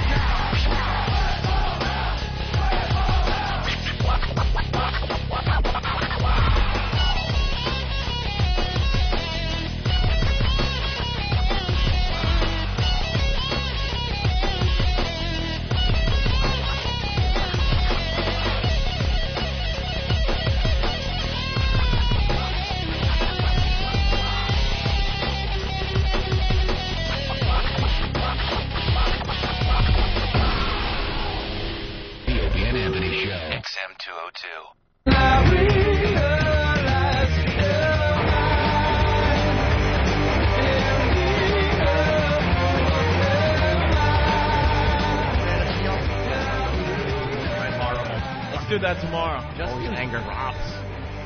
Suck it. The show when we go to break is much more interesting than the show we do on the air. Let's just be honest. We just got to roll, have the mics on the entire time. Jimmy noticed that I keep my headphone volume really loud. It's ridiculously Ridiculous. loud. Where People you're in gonna Jersey injure know it's yourself. loud. You're going Why to is everyone injure attacking yourself. me? We're not. We're trying to help you. We're concerned, Opie. It's very tough love. dangerous. This is an intervention. It's just headphone It's volume. tough love. It's just a headphone volume problem. When we come back from break, Derek will come on the headphones and go, "You guys got a minute?" Just so we kind of know. And I heard it. It was like it was in surround sound. And I looked down, and it was Ope's headphones on the console. I'm like, did that come out of your headphones? I thought he whispered rattling. it to me. It's blasting. You can't. Yeah, I could hear it through your headphones. You can? It's ridiculous. Wait, why didn't he say it? That would have helped. Oh, yeah. Say something, Say, Derek. Put on the mic. I want you to say it. Hey, how's it going? No. Yeah. Hi. Oh, it's not that bad. Yes, very it is. loud. It's blasting. So I decided that maybe I need my ears cleaned, so we're going to do it on the show tomorrow. I'm going to get that candle thing. Now, what is that that candle could be thing? the most disgusting thing I've ever seen. They did it to Star Jones on The View one day. You know what came out? Cake. Chocolate mousse. It was, they put a straw, what amounts to a wax-covered flammable type straw in your ear. Mm-hmm. So it's in your ear canal. And then you light the tip. And I guess from the heat, it draws the air out. It makes a vacuum in the straw. Right. And that then pulls the wax out of your ear canal and into the straw. Then you burn it down to a certain length, and then the straw is now full of earwax. So you could open it up, and now you have this perfectly formed tube of earwax. Looks like an unsalted pretzel stick. I swear to God, I was wondering, how does that work? I really thought that it would heat up and then kind of stick to the wax, and you just pull it all out like something with a hook in it. Oh, Simple great. physics, pressure. That way you pull out your entire inner ear. No, Here's an Anthony's idea. right, Clean though. your ears, you filthy animal. Yeah, I do. How about a Q-tip? I Q-tip. A little It wound looks up. like some mornings it looks like chunky peanut butter. Ah. Why don't we do it today? Disgusting. Get some Q-tips. It's still early. Let's Go ahead. Run down to Dwayne Reed. Let's try to find the ear Get cleaning some system. goddamn. Opie gets ear cleaning straws. And get that, you know what? Make Get a that fucking syringe, maniac out of me. that ball where you can shoot the water into your ears. Nice. I Get the use stuff that. out. All right. The ear douche. I used that once. Oh, I got a mouse update. What? Your mouse has earwax? What? I'm changing the subject really fast because we got a lot to do today. All right. So that's what I do now. We got to plug Adam's Caroline's Days. Adam who, Adam? Adam Ferrara is going to be at Caroline's When? August 25th through the 28th, 25th through the 28th. That's Thursday through Sunday. That's I'm next away. week? Mm-hmm. Oh, You we're guys are on away. vacation. We can't go see you. Am Where I you coming going? back on the 27th, I think. I could I'm probably make just the 28th. going. You come down. I'm Where just you going. going? Make it. Are you I'm on just vacation? going. I don't know where yet. Going to the Caribbean. Are you? Ooh. Yes. I'm On outta a cruise or a flight? Here. No, flying down there. Where in the A Caribbean? little gambling. I don't want to say because listeners get stupid. Okay. Or people from the show show up and want to gamble with me, ruin my evenings. Paul, I'm teasing. We came all the way down to Couples in the Grill because we heard. I was gambling with Anthony. Yes. Well, we know. Anthony, we was playing some free card poker. Free card poker? Yeah. Really? It was Anthony. free? No, not free. Free. Fucking limey. What do you All right, so we'll get the ears cleaned out today on the show. Who else is going to do it? I'm not. I will not I'll absolutely do that. I will challenge Jimmy. a wax say off? I have I'll less do it. wax. I'll do it. You probably are loaded with earwax. Yeah. You can't hear. You know what sound loud sounds does inside your ear? What? Your ear secretes more wax to protect the innards of your ear. So every time you put it louder, you're just making more wax. The more wax you make, the louder you have to make it. What did you watch? An ear special on the Discovery Channel? Oh, he knows Fucking like all an this ENT. stuff. Yeah. Well, you know, it's simple physics that if you light the candle, does it really? Who knew that shit? There's three bones in the ear: the hammer, the anvil, and the stirrup. Oh, Adam's not listening. Adam, And then have a he- scone. We're talking about like ears, and then Adam just doesn't even listen. We played the Professor Anthony theme after he amazes us with his knowledge. So what? You 5 can't more minutes. step on the theme, You can't Adam. step on the theme song after I'm Anthony. sorry, I couldn't hear. My ears were loaded with wax. 5 more minutes, it'll fucking happen again with something. You know, technically the ear is protected. Is it? I just use a fucking thing. I scoop it out and I go, ooh, yummy. Smells tart. Throw it on a Ritz cracker with some smells jelly, and hard. you got a nice little snack. Here's the theme. Forget Aristotle and fuck Socrates. Here comes Professor Anthony. Because he knows Awful. a little bit about everything. Mm-hmm. And he I makes- try. He makes Jimmy and I on a daily basis look really stupid. That is not my purpose. I do not try to do that. You don't know. You don't. I know something about the inner ear. And you notice that It's when working. he'll very act like he's just like, I've kind of heard that the inner ear, and then he'll spit out it's simple physics. Is it really? Because Anthony's just the thing about Anthony, he's just a nice guy overall. I try. He wants to give you knowledge, but he doesn't want to make it look like he really knows that much more than anyone else. He's just very polite about what he knows. That's the difference between he and I. I would have said, no, it sucks it up, assholes. That's physics, fucking dummies. The little I know, I make sure people feel stupid when I spew it. I would have let you hang yourself, and then I would have spit it right in your stupid faces. That's right. If I knew that. That's where I agree with Jimmy. Oh, really? You didn't know about this? Well, let me tell you something. Oh, would you like to wager a little something? Yeah. Listen, right. waxhead. Somebody on instant feedback, not Yemen, is from Whackbag, is saying the straws don't work. Google it and you will see. No, I've seen it on The View. What is? I don't get this one, Mr. Motherfucker from Whackbag. Go ahead, Mr. Motherfucker. Yes, tomorrow on Pounder, we're going to get to see Opie doing the Richard Pryor 100-yard dash. Oh, if you catch on fire. That was good, though, that you said 100 at first and then corrected yourself. Yeah, I'm an ass. At least you used a topical reference. Yeah, for flames. Everyone is saying that the ear candle thing doesn't work. Richard Pryor. That's awful. Jesus, is Mrs. O'Leary's cow going to knock something into Opie's ear? Asshole. Oh, Opie, it'll look like a Viking funeral pyre. Brian, D.C., what's up? Yeah, the ear candles don't work. Why Test is them that, out. sir? Well, test them out. Try taking one of them and just putting it in a cup of water and lighting it. It's actually not the earwax. It's just the wax from the candle that falls into the pillar. Ew, is that it, really? That's it, yeah. What's up? We tried doing it in our ears. Then we tried doing it, sticking it in a cup of water, doing the same thing. Got the exact same shit out of both of them. Yeah, what'd you do that? What was it, a Friday night or a New Year's Eve party? Yeah, it was a New Year's How Eve awful party, does that sound? But you know what? That makes sense because the candle burns down. Where's it supposed to go? Yeah, no, that's all it was. You put it in your ear? My girlfriend had the idea of doing it. I didn't believe it, so, we saved one extra one. We put it in a cup of water. We figured that, if it's really sucking out earwax, it shouldn't be anything in the candle afterwards. Where else did you put it? Oh, well, I don't want to talk about that. No, it was... It's not going to go with it, Ant. No. All right, thank you, sir. Dan in Indiana. Dan? Yo. Hey. I'm with the guy in D.C., man. It's a total sham. After you do one, just save one and put it in, like, a fucking empty glass or something. All right, we'll try that experiment on the air. Yeah. It'll be full of wax. Kyle in Maryland. Hey, guys, these other guys are tools. I do that stuff every couple of weeks. It works. The stuff comes out and it looks like something Jimmy could smear on his chest. Well, they're saying that's from the candle or the whatever. No. What it is, the candles are made of like a linen, and then the linen has like a very light coating of wax on it, and it basically burns away into ash. It doesn't really burn down into the candle. It creates, Professor Anthony was right there. It just sucks it all out of your ear. All right, why don't we get an expert on this instead of like some dopey listener that's like high right now in the middle of America? Yeah, let's call Madam Zola. Nick, what's up? Hi, guys. Great talking to you.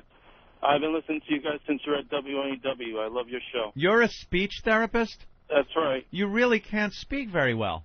I'm a little nervous. Oh, don't be nervous. It's maybe a million people listening right now. You said like all. I used to listen to you guys on the WNEW. You're slurring all your words, sir. Just nervous. I listened to you guys about the ear thing, and really the best thing to do is you really need to go have a doctor just put a scope in your ear and look and see, because if there really is earwax blocking it, you're going to see it as soon as you use a scope.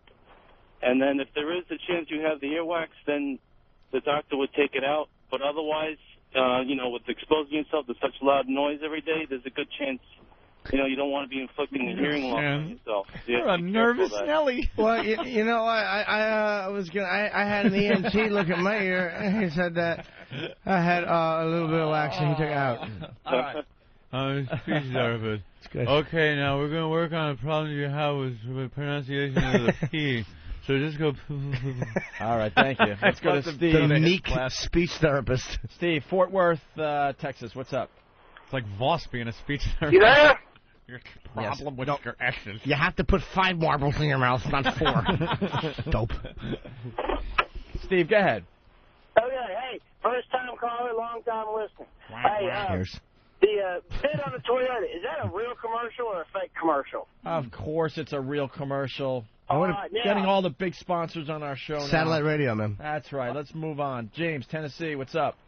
Hey, what do y'all do? Hey. Hi. Hey, Jimmy Flabby Tip. I'm eating apple cake, sir. I see that. I was going to tell Marvelous. you about a mousetrap that I got.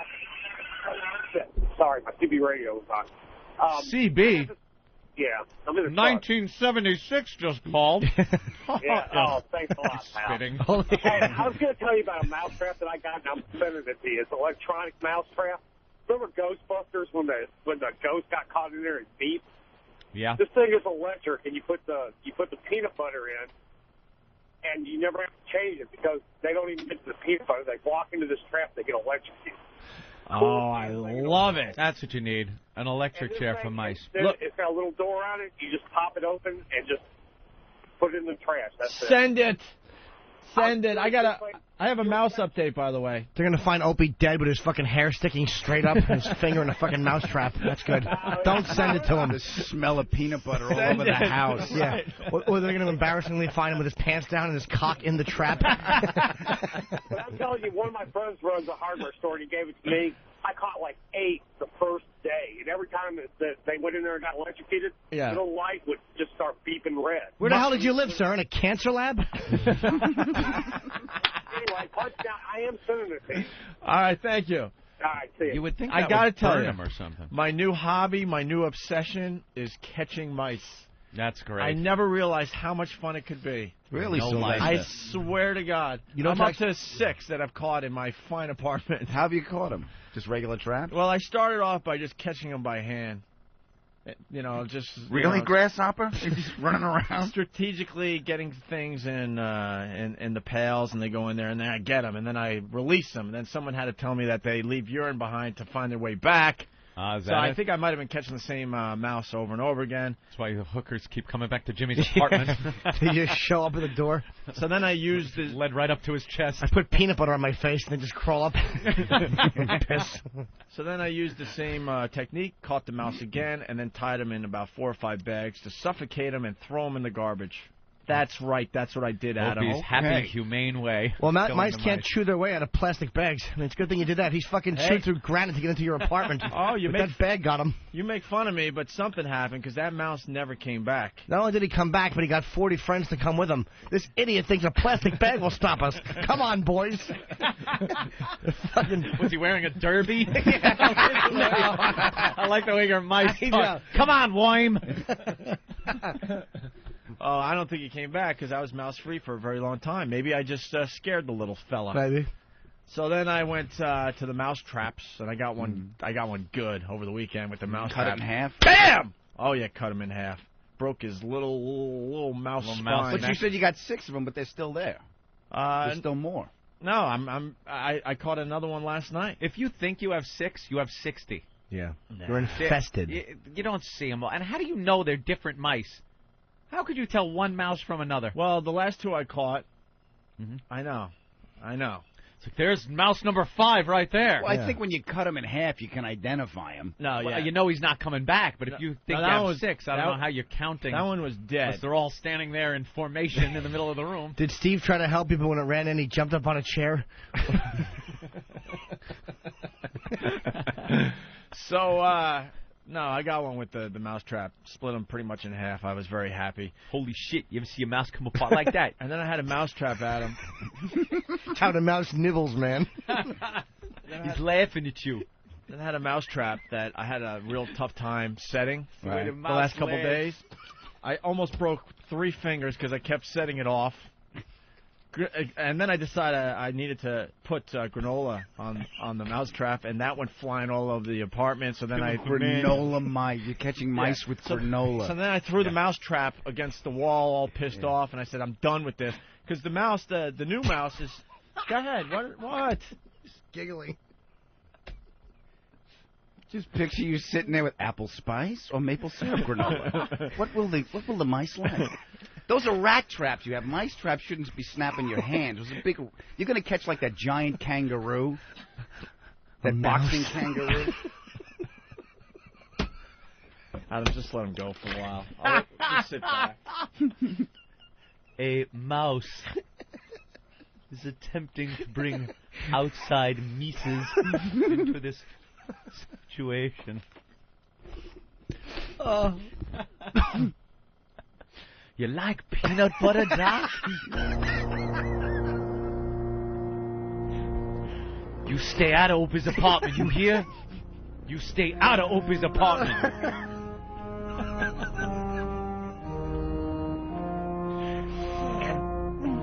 It makes them giggle. Just sit back and let them finish. The greatest movies of all time.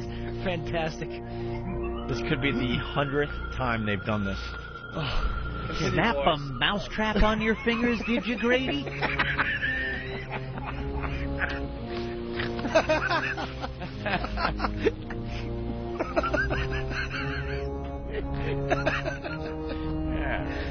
Oh, very funny. Love The Shining. All right. So I discovered this new mouse was just too smart, and it wasn't smart. It wasn't getting caught in the mousetrap that was catching me instead. And I tried everything, and I set it with peanut butter, cheese. I even did what Anthony said and wedged that cheese in nice. Yeah, get it up there so he's really got to pull on it. Still got the cheese out, Anthony. Yeah. So, he got the cheese off of there without... yeah, I don't know what the hell's going on. Take a little piece of thread and tie it to the... Why not? Oh, that's a good idea, too. You'll get them. How about this? Move. That's a good idea. No, it's my new obsession. It's kind of like fishing. Every morning I wake up and see what I got in the kitchen. Wonderful. They're leaving mouse urine on everything. Yeah. I'm not even kidding. So, because you get bubonic plague from fishing too. So I got. I went to the next level. Hantavirus. I went to the next level. I got the glue traps. Bubonic. Oh, bubonic plague. Bubonic. Bubonic. Think so. You could say it both ways, and I'm positive of that. So fuck yous all if you want to. B-U-B wouldn't be bubonic. Oh, of course not. Bubonic. What? B-O-O-B? Bubonic? Bubonic. Bubonic. I don't bubonic. think it's bubonic. No, it's not bubonic. It's pronounced both ways. It can be pronounced both ways. Well, Give me a god. You're right. One would be correct and one would be Find incorrect. me a jury. Find me a jury. So the correct way and the incorrect way. I hear you, asshole. So I graduated to glue traps. Anthony, I'm putting bubonic in the dictionary. I'm not listening, but now how long does it take you to get the glue traps off your hands? We can do like 2 shows today. Adam and I will talk, and those guys will talk, and then as and let the listeners try to figure it all out. He's doing Kevin Dillon, and I'm just giggling. But yet your story with Adam is going back and forth. And he's doing that nice That's head the beauty of what we do. Head come apart. Yeah. You're looking that up, Ant? I want to know about the pronunciation. Steve would know. No, he wouldn't. Steve, how do you say bubonic? B-U-B-O... Bubonic. What? Bubonic. It's bubonic, stupid. All right. No, it's bubonic. It's bubonic. No, it's not. Look, there are 2 O's with the long O pronunciation after the motherfucker. That's wrong. And you know something? I was wrong. You're right. I was wrong. It is only pronounced one way, the way I said. Bubonic. No one says bubonic. It's Everybody says. Well, goddamn Webster says bubonic. It's written right there. It's not, but you're saying that wrong. I'm telling you, I've read it. No, you haven't. You're a lying sack of shit. Webster is a bag of douche. Bubonic. Really? After you have a few beers, do you pook in the toilet? It's pertaining to a bubo or bubos, which are the sores on you, where the word boo-boo came from, by the way. Bubo, so it's bubonic. Not bubos. It's spelled B-U-B, though, right? Yes, it is spelled B-U-B. But unfortunately, it's pronounced bubonic. I don't forget. No. Aristotle. No. Fuck Socrates. No. Here comes Professor Anthony. Well, according to that, it should be fuck Aristotle. Go fuck yourself. And Rich, I did not say mouses, or did I? No, Anthony said Mises to pieces. So I went to the glue traps. Let me get through this because it's a bore fest. I understand, but people want an update. So I got the glue traps where you just lay these sticky glue things down. We've seen them. They're horrendous. Well, look at my arm. I lost all the hair on this arm. Would you stick your arm in it? They don't come off, man. I look at it. There's no hair right up here. It's like a horrible mouse tar pit. I'm trying to set this thing, and I get stuck to it. I'm ripping hair out. I want you to clean out your ears so you can hear the mice laughing at you. I'm just a mess with trying to set these damn traps. Do you ever take one of those glue traps, though, and you pull on your pants and you put your dick hole first right into the middle of it? Ow! You try to peel it off slowly while the phone is ringing? Mother? So I set the glue traps with the mouse trap. Yeah. In the middle of it with the cheese. I had this whole thing going all in a bag for a nice cleanup. And I say, nighty-night, mouse, and I go to bed. Did you actually say that? That's right. I said, nighty-night. Nighty-night, mouse. Have fun with this, sir. And then I go to bed, and I told you, like, my kitchen, I have like a kitchen door that's kind of pretty much separate from the apartment, more or less. And I close the door. The guy's working a Foley set over here. Was a horse in there? The door. I lit a fire. Look, this guy is with me, man. Lenny in Texas. Go ahead, Lenny. Hey, guys. Hey, man, I'm with Opie on this one, man. Once you start killing them, that shit is addictive as hell. Oh, yeah. Man, in college, we were in a nice house, but, we found one mice, and right from there, man, it was one after the other, and my roommate was a little off-center. He was a Marine. This guy's an He was ass. finishing up college, and that motherfucker was using a blowgun. A blowgun? A blowgun, one of those little blow dart guns. A guy Good, dart. It's great. You could have competitions. You set up different traps and see whose trap's going to catch the mouse. That's great. Then you get S&M videos, and then children and prostitutes start missing from your neighborhood. Nice. Healthy. Beautiful. No, man, the worst one, we had a girlfriend over at the house, and she saw one, flipped out, and screamed to high heaven. The goddamn thing jumped up about 2 feet in the air and must have had a stroke or freaked out and died, dropped dead right there. There you have it. So, I'm telling you, it's addicting. I'm with this guy. So I go to bed. Yeah. I wake up a little early today. Almost like it's Christmas morning. Oh, you're ready to unwrap your Dude, package. I've been sleeping to my alarm for weeks. But for some reason, I got up early this morning before the alarm clock. It was around 4:45 in the morning. You have no life. What was the first thing I did? You got to check on your mouse. I had to check trap. on my glue trap. I opened that door to the kitchen. Help me, please. And then I peek around the corner where the fridge is. Yeah. And sure enough, I got the sucker.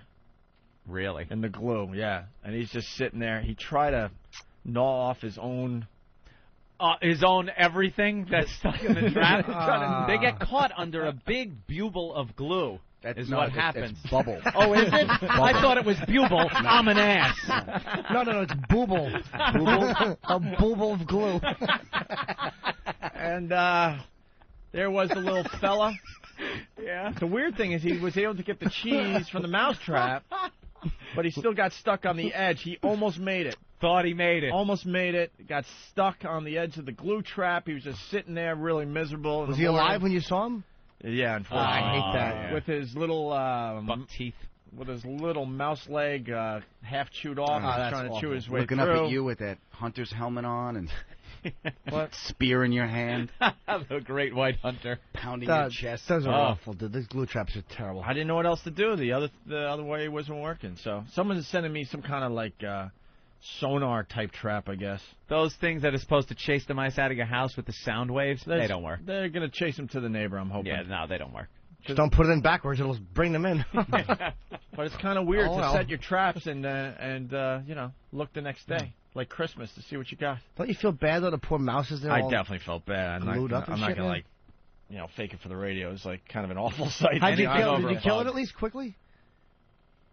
Don't tell me you threw it out like that. You threw it out like that, didn't you? He's just going to starve to death. You can't throw him out like that. You got to just at least put him in a plastic bag. At least take the glue on the trap and stick it over his little nose and mouth so he's suffocating.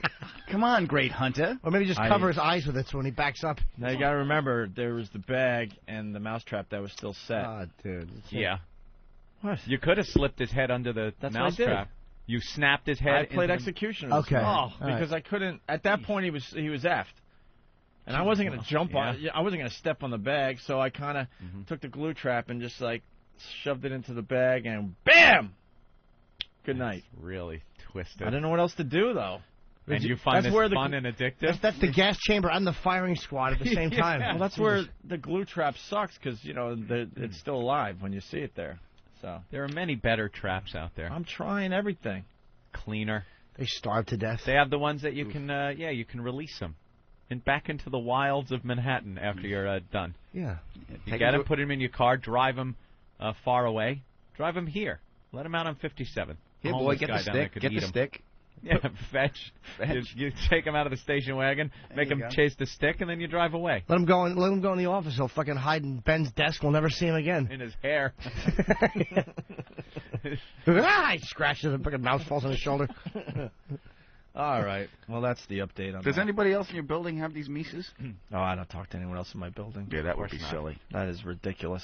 You don't do that in Manhattan. Are you insane? All right. We're going to take a break. I was walking down my hallway the other day in my building, and a guy who I've never seen before went, "Hi, Jim." I was like, oof. Oh, someone knows you? I guess so, yeah. Yeah, they want to be your friend. Well, Probably no, he's saw you just on walking by. Comedy He's Central. just being polite or whatever. It's like, ugh, kind of weird. When your building know you. That's why I like the suburbs and a house. No more apartment, no more building, no more people. It's wonderful. Do you have a doorman? Yes. And security. Okay, do You got people that smoke out front? I wouldn't know. I live Of on the the building? 10th floor. And you jump out the window when you fucking leave your place? How do you get out? No, A helicopter on the roof? I mean, when you leave the building itself. His beaming device. I mean, like, I don't know what they do. But no, they used to out in the other place. Know these people? I don't know what they do. I don't look up when I walk through the streets.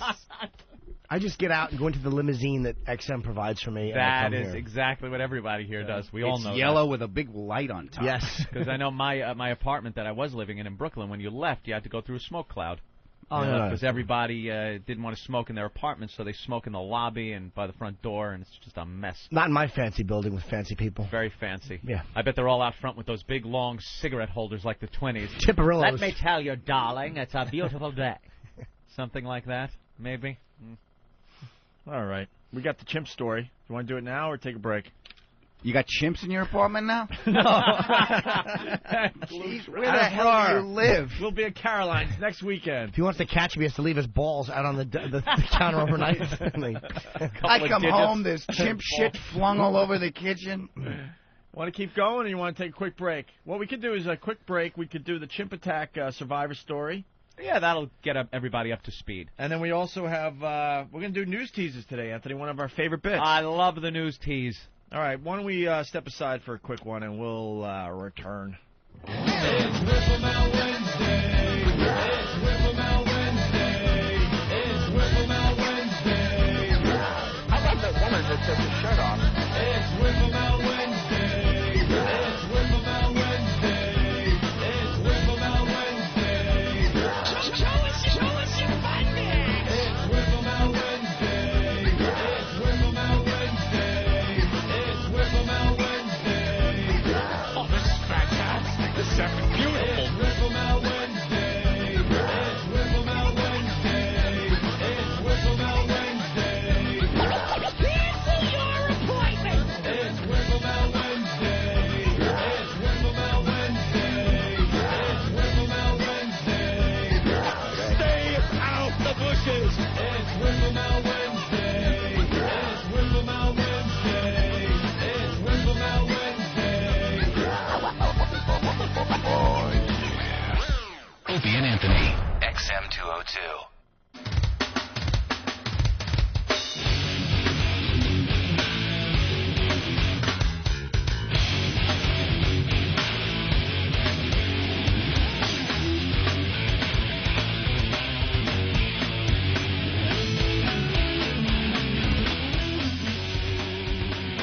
All right, in studio today, Adam Ferrara playing Caroline's a week from tomorrow. 25 through 28. August 25th through the 28th. Very good. Very good. Good friend of the show, Adam Ferrara. Always nice to come back. I'm sorry you're having rodent problems. It's a pain in the ass. How long's this been going on? Well, we got to, I think we all need to just finally buy houses. Jimmy Norton is the only one. Jimmy Norton is the one that bought a place. Yeah? Bastard. And we, I'm renting. And like I said yesterday, I have a moth problem. You? I have moths. Really? Yeah. What traps are you setting? God, they're very tiny. Little light bulbs. And you have to put a tiny little sweater Cashmere sweater on there, and they jump in and you... It just doesn't show faith in what we do. And I have been at this for 10 years. We've had a lot of success, but no confidence. But we know what we're all about, and we know we can blow this up at any given moment. So you can't go and buy a house. Yeah. Yeah, no. Here's the house. Sign here. You're fired. Yeah. What? And I just bought a house. And our new contract, because we effed up so bad, it's like year to year. So it's like... Yeah. Stay of execution. So we're on double secret probation. I guess they picked up our next year already, but that's nice. So at least we know we have maybe 14 months. Wait, do we find that out? Yeah, they picked it up. Of course they picked it up. Hope so. Yeah. So it would be nice if they just picked up the rest of our contract. That's okay. I bought... So we could buy houses and stuff. Yeah, how about picking up the whole deal? How about I bought do my that? loft, and the next thing I heard, you're canceled. Yeah, Thank exactly. You. So you know the Thank you deal. very much. When I moved into the that's city right. 2 months later, the fucking boot right off when I first moved in. Yeah, it was awful. Isn't that great?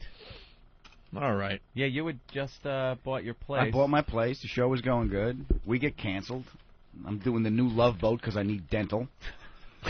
Calling up Olive Garden. Hey, they worked the first time. What do you think? Hospitaliano. Still got it. Like I'm Ralph Mouth. Still got it. Nothing better than seeing your pal on an Olive Garden commercial. Shut up. Hey there, when my family comes in, we all go to the Olive Garden there. Sure you do, Adam. Did your mother just want to choke you? Yeah. Of course she did. Ugh. My father said the funniest thing. You want to be an artist? Go rent a loft and be misunderstood. You got to pay the bills. That ain't a real Italian restaurant. No self-respecting Italian restaurant's going to have a window that big so people can drive by and fucking aim. Sell the veal, cash the check. And you did. Yep. And you did. And the job's out on DVD now, too. Yeah. Oh, you get anything for that? No. Nothing. Not a thing. You should get a couple of bucks. A few shekels would Wait kill till him. I get a hold of Dennis Leary. Get on there. I'm going to tell him. First, I'm going to tell him my pal would make a great fireman. He would make a fantastic fireman. We don't have a hat small enough for his freaking head. All right, why don't we get to the Chimp story? What's the Chimp story? We were talking... Oh, wait, was it before he got here? I guess it was. Chase in Newark? No. There's Chimps in Newark? No. No, I was saying we were talking about it during the chase in Newark. We were, okay. actually. What I It did said. get brought up, yeah. Yeah, that's okay. what it was. Why every time you people. People, and you're just so accusing. The guy was released from the hospital. Yes. He had a little encounter with a run-in with a chimpanzee who bit off his fingers, ate his face. Oh, that guy. And chewed off his testicles. You know how awful it must be to get your balls chewed off by a fucking primate? Yeah.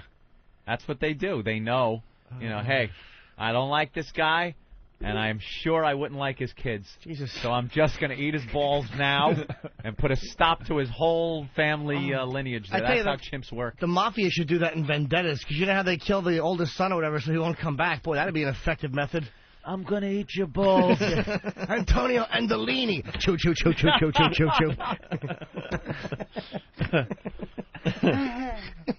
Hey, the Penthouse girl. Michael Corleone says hello. I'm sure. They ate Sonny's balls at the causeway. Put an athletic supporter on him. I don't want his mother to see him this way.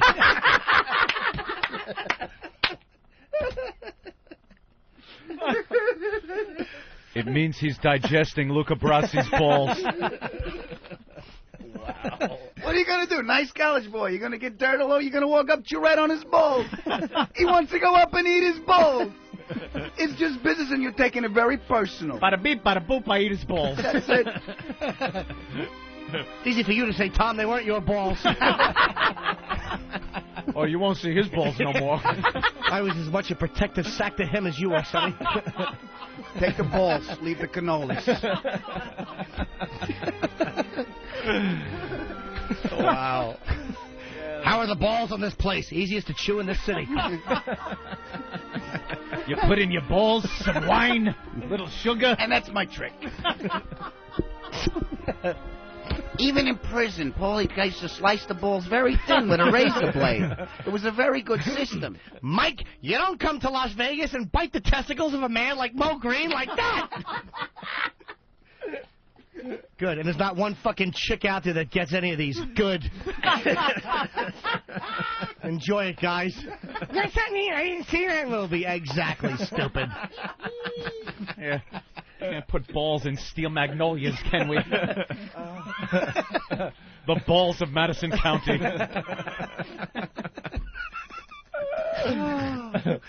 Oh, very the good. history of the traveling ball. One of my little girls didn't like my balls, so she actually stole a pair of chimp teeth and tried to bite them off. She had to be corrected. And when my wife tried to eat my balls, she too had to be corrected. All right. What's Steve writing down? Steve?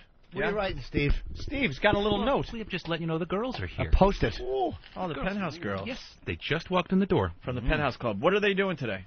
They are going to be Entertain him for a while, Steve. Get on a little bicycle, ride it around, and juggle. Grab the cymbals.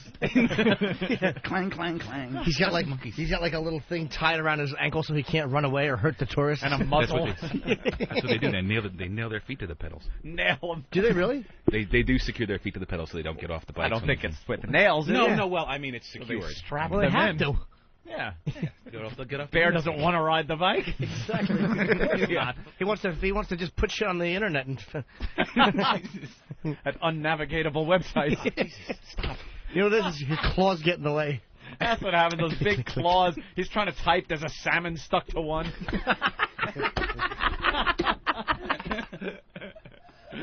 I understand. It's the fucking. I love Foundry. I put it in Norton. Nothing was found under your search. Jesus full Christ. of shit. You can't find anything That's under awful. Norton. It's on the front page. All right. No, it's not. There's fucking 3 caricatures and an ad for cunt juice that you can bring to a campsite and drink. What is that? Links that you're It's looking very for popular, are buried actually. in the text of War and Peace. It's like, what the well, just show me the link that says the picture you want to see. Oh, Jesus Gotta Christ. read disclaimers, this. If a pop-up window doesn't appear, go to another No site. pop-ups. No pop-ups at Right. all. The girls are going to show their boobs. What's Sure, going for the on Wednesday. your website, by the way? There was No one knows. There was a failed attempt on assault on the media, right? Yeah, Buffalo Paul and a Uh-oh. kid named Have you seen this yet? Failed attempt? I have not Failed seen it. attempt from Buffalo Paul. and a kid named Chicken Shit Charlie. I guess they were doing. They were Chicken bragging. Shit Charlie, They wow. were bragging that they were going to take the title for the best assault on the media for the month of August. By the way, Hardly. they were setting this up for a long time. What'd they do? And they finally attacked, and it was. They went after. They went after Channel 2. I guess it's an NBC. It's a CBS affiliate or Yes. or NBC in Buffalo. I don't know. It's Thank you, Jim. Very helpful. And I guess Paul was off in the distance videotaping with his own video camera, telling him when to go when the guy was live. And Charlie was running up on him, and the cameraman from Channel 2 got wise to it and zoomed in on the reporter. So all you heard was this guy screaming into a megaphone. They had the whole thing set up. It was going to be a megaphone attack. You but kind of hear you the hear it, megaphone in though? the background. Yeah, you kind of hear it, but the way you hear it, it could have been edited in after the fact. Oh, right. So you know. The video is up on opieandanthony.com and foundrymusic.com.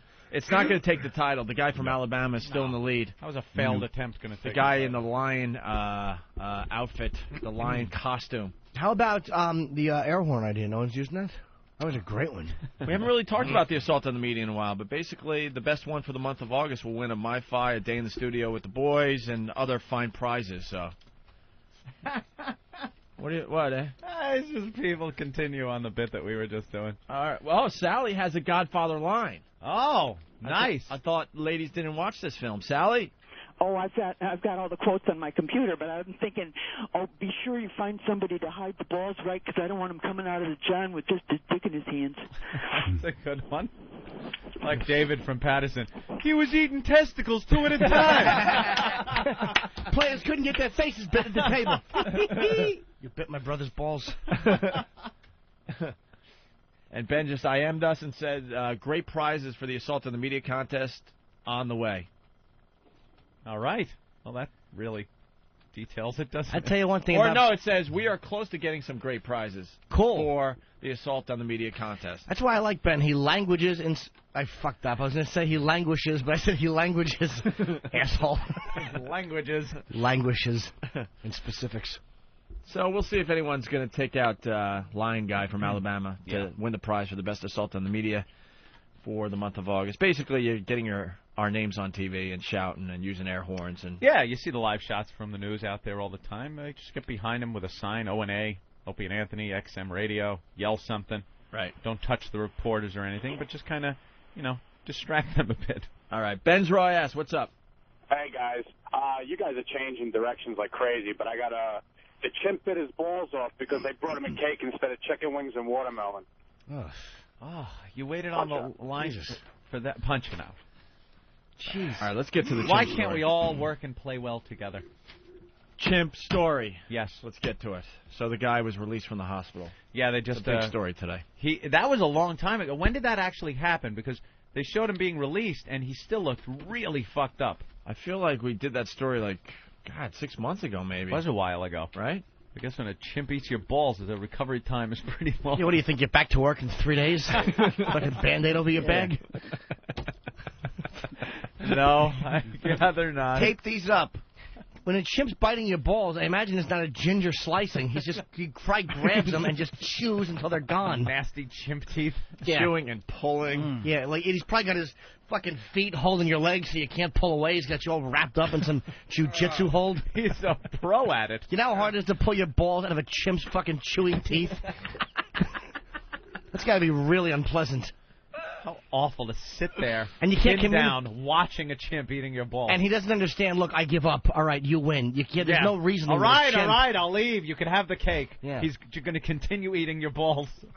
Was there no one there to help this man? His old lady was there. His old lady wife. Stop it. Stop it. I wouldn't have helped him. Please, if you see the chimp going for the balls, I'd back off. Get out of there. Yeah. All right, fuck it. Don't stay. What are you going to do? The Gooch in Cleveland. Gooch! Dear Chimp Man, I hope your face grows back and you get new balls soon. Your grandson Frank. What's this guy's name who got his balls bitten? I don't know. What is he? We'll find out in the story here if we could ever play it. Yeah, don't tell me the chimps. They weren't going to see a chimp named Mikey. You know a chimp named Mikey? I did a pilot with one. The guy was a big guy. He was kind of like a heavy guy. Cause I saw him on the news. He just looked familiar. Yeah, he's a big old guy. If they were going to see a chimp named Mikey, then I know these people. Chimp testicles. Let's see if Google chimp bowling victim goes home. Ready? Yeah. St. James Davis and his wife made headlines after they adopted and raised a chimp named Mo as if it was their own child. Oh. But when they tried to celebrate Mo's birthday this year, a horrifying turn of events changed their lives. By horrifying, hysterical. I am thankful that God and this hospital allowed St. James to come to me again. We are not finished with our life together and our affection for each other. And with that, LaDonna Davis welcomed her husband home 6 months after he was attacked by 2 chimpanzees while they visited their own chimp, Mo. Mo was raised by the Davises since birth as one of the family, but he was removed from their home in 1998 by animal control officers when he bit a neighbor and a police officer and attacked a police car. A long legal battle ensued, and eventually Mo was taken to the Animal Haven Ranch. The Davises visited him regularly until March, when they came to celebrate his 39th birthday. After they gave Mo a birthday cupcake... 40-year-old chimp? There was a 39th birthday for the chimp? That's an old chimp. Old chimp. After they gave Mo a birthday cupcake, 2 other chimps viciously attacked the couple, biting off LaDonna's thumb and nearly killing St. James. Okay, now they're getting started while we're on the phone. What part of the body was bitten? Face, back. His face is tore up really bad. His back is tore up. Legs, from what I saw, they were just attacking him. What about his balls? Yeah. Send the ball squad in. I hear that Mo, though, what he would do, every day he would tell the people it was his birthday. Even though it wasn't. Awful. And he didn't mean to bite the balls. He just saw a blonde wig and assumed there was a vagina there. The 2 attacking chimps were shot and killed by a worker at the animal sanctuary. St. James Davis has spent the past 6 months at Loma Linda Medical Center undergoing a series of surgeries. Today, he's back home. Wait, Hawk, what was that note? At least we have a definite date. We Thank did you. this story March 8th. Thank you. 6 months. At least we get a definite date on it. Thanks. Good note, Hawk. That could be. That was a great if you note. Had, let me tell you something, Eric. Considering if you that had to list notes, that could be the worst note anybody's ever written concerning anything. Do you understand why that was the worst note you've ever given me? No, but that's all right. Come here, I'm going to bite you right in the balls so you'll learn. Chew his balls off. Please. You do realize in the story they said 6 months ago, right? And Opie before that said, I think we did this story 6 months ago. All right. But as long as we have a concrete date, time. Do you remember the time? Could you look up exactly. the hour and minute we? And I specifically said, was it rainy or was there sunny skies? Oof. Do you realize we stopped a bit just to do this now? Yes, I do. That's it. All right. Thank you, Speed Bump. They also chewed off his foot, by the way. So they chewed off most of Davis's face, tore off his foot, tore it off, and his testicles were chewed off. Do you think they're going to attempt sex when he gets healthy? Yeah, that's what she said. Our relations will continue or whatever. But she'll go to kiss his mule and she'll just see the chew marks on his balls and she'll go. Ugh. They're going to have sex with his chewy ball sack. Teeth marks. I bet you what they loved in sex is totally ruined too. Like I bet you he loved his balls licked while she put her thumb in his ass, and they're both going to look at each other like, yeah, well, time to get to know Maybe each other. Maybe you like her to slightly nibble on his yam bag. That's out now. LaDonna Davis joins us from Los Angeles with her attorney and friend, Gloria Allred, who represented the Davises in their custody battle. I thought she looked familiar. Yeah. LaDonna, I know you were excited about having your husband back home finally after more than 6 months. Tell us how he's doing this morning. He has a good attitude, and to bring him home, I think, will help him emotionally. To feel that he wasn't going to have to stay in the hospital forever. For a while, that was a touchy situation. And so this, I believe, will bring him the ability to heal inside and outside a lot faster. Is it true what I read about that he's now having nightmares? Yes, in the beginning. No shit. Is it true? Like, that's so wild. He's having nice dreams about fluffy clouds. Yeah. Great. He has a dream that he's in an opera and he can't sing the right notes, so they send a chimp out to help him. Yeah. You know how you have those dreams where you can't get the job done? You know what I mean? Like if you're a DJ or whatever your profession is, you have those work dreams. Those are the nightmares he's having. Yeah, you got to think there's a hot girl in his dream and he just can't get the job done over and over again all night long. He rolls over to the wife going, "You had to adopt a chimp. A fucking chimp." That's he has this dream that he's stuck in the library and the only thing in there is Curious George books. That was a problem when they went to the birthday party. He was wearing a yellow hat. The guy from the book. Let's say hi to Zach and Boston. 2 chimps. They worked as a team. One gets the face, one gets the balls. How do you stop that? Who do you yell cut it out to first? Zach, what's up? Jumping on the police car. Hey, you sit up here in the Sierra Mountains with your chewed up testicles. Oh, wow.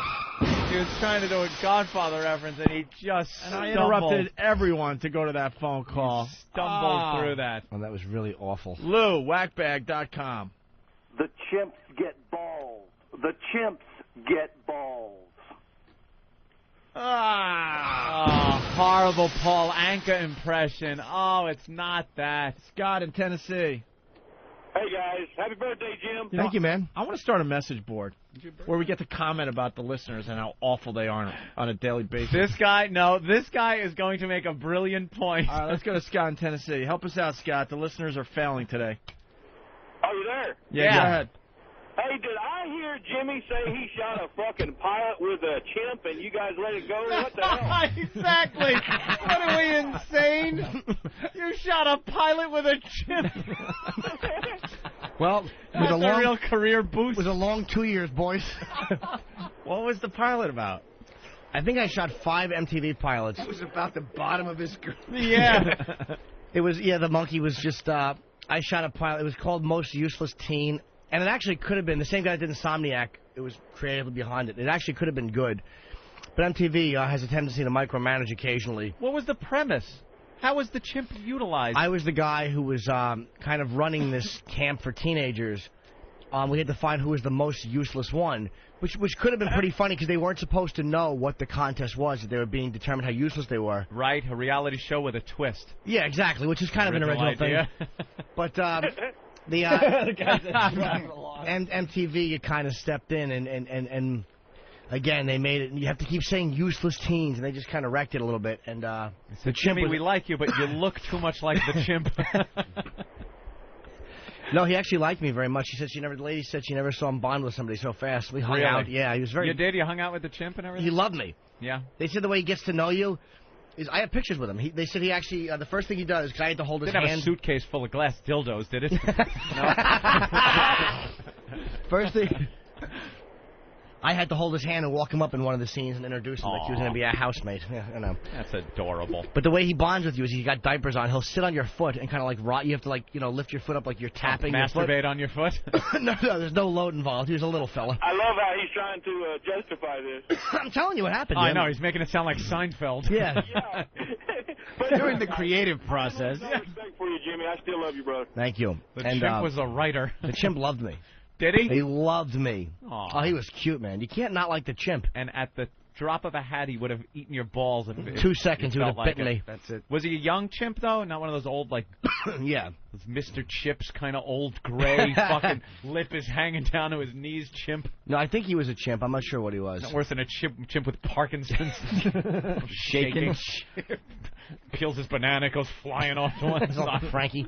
A crotchety old chimp. Yeah, no, he Can't was... skate anymore. Put on his dopey roller skate. He keeps falling over. He's at kids' parties. The kids are throwing stuff at him. Has to have somebody blend his testicles in a blender first before he can eat them.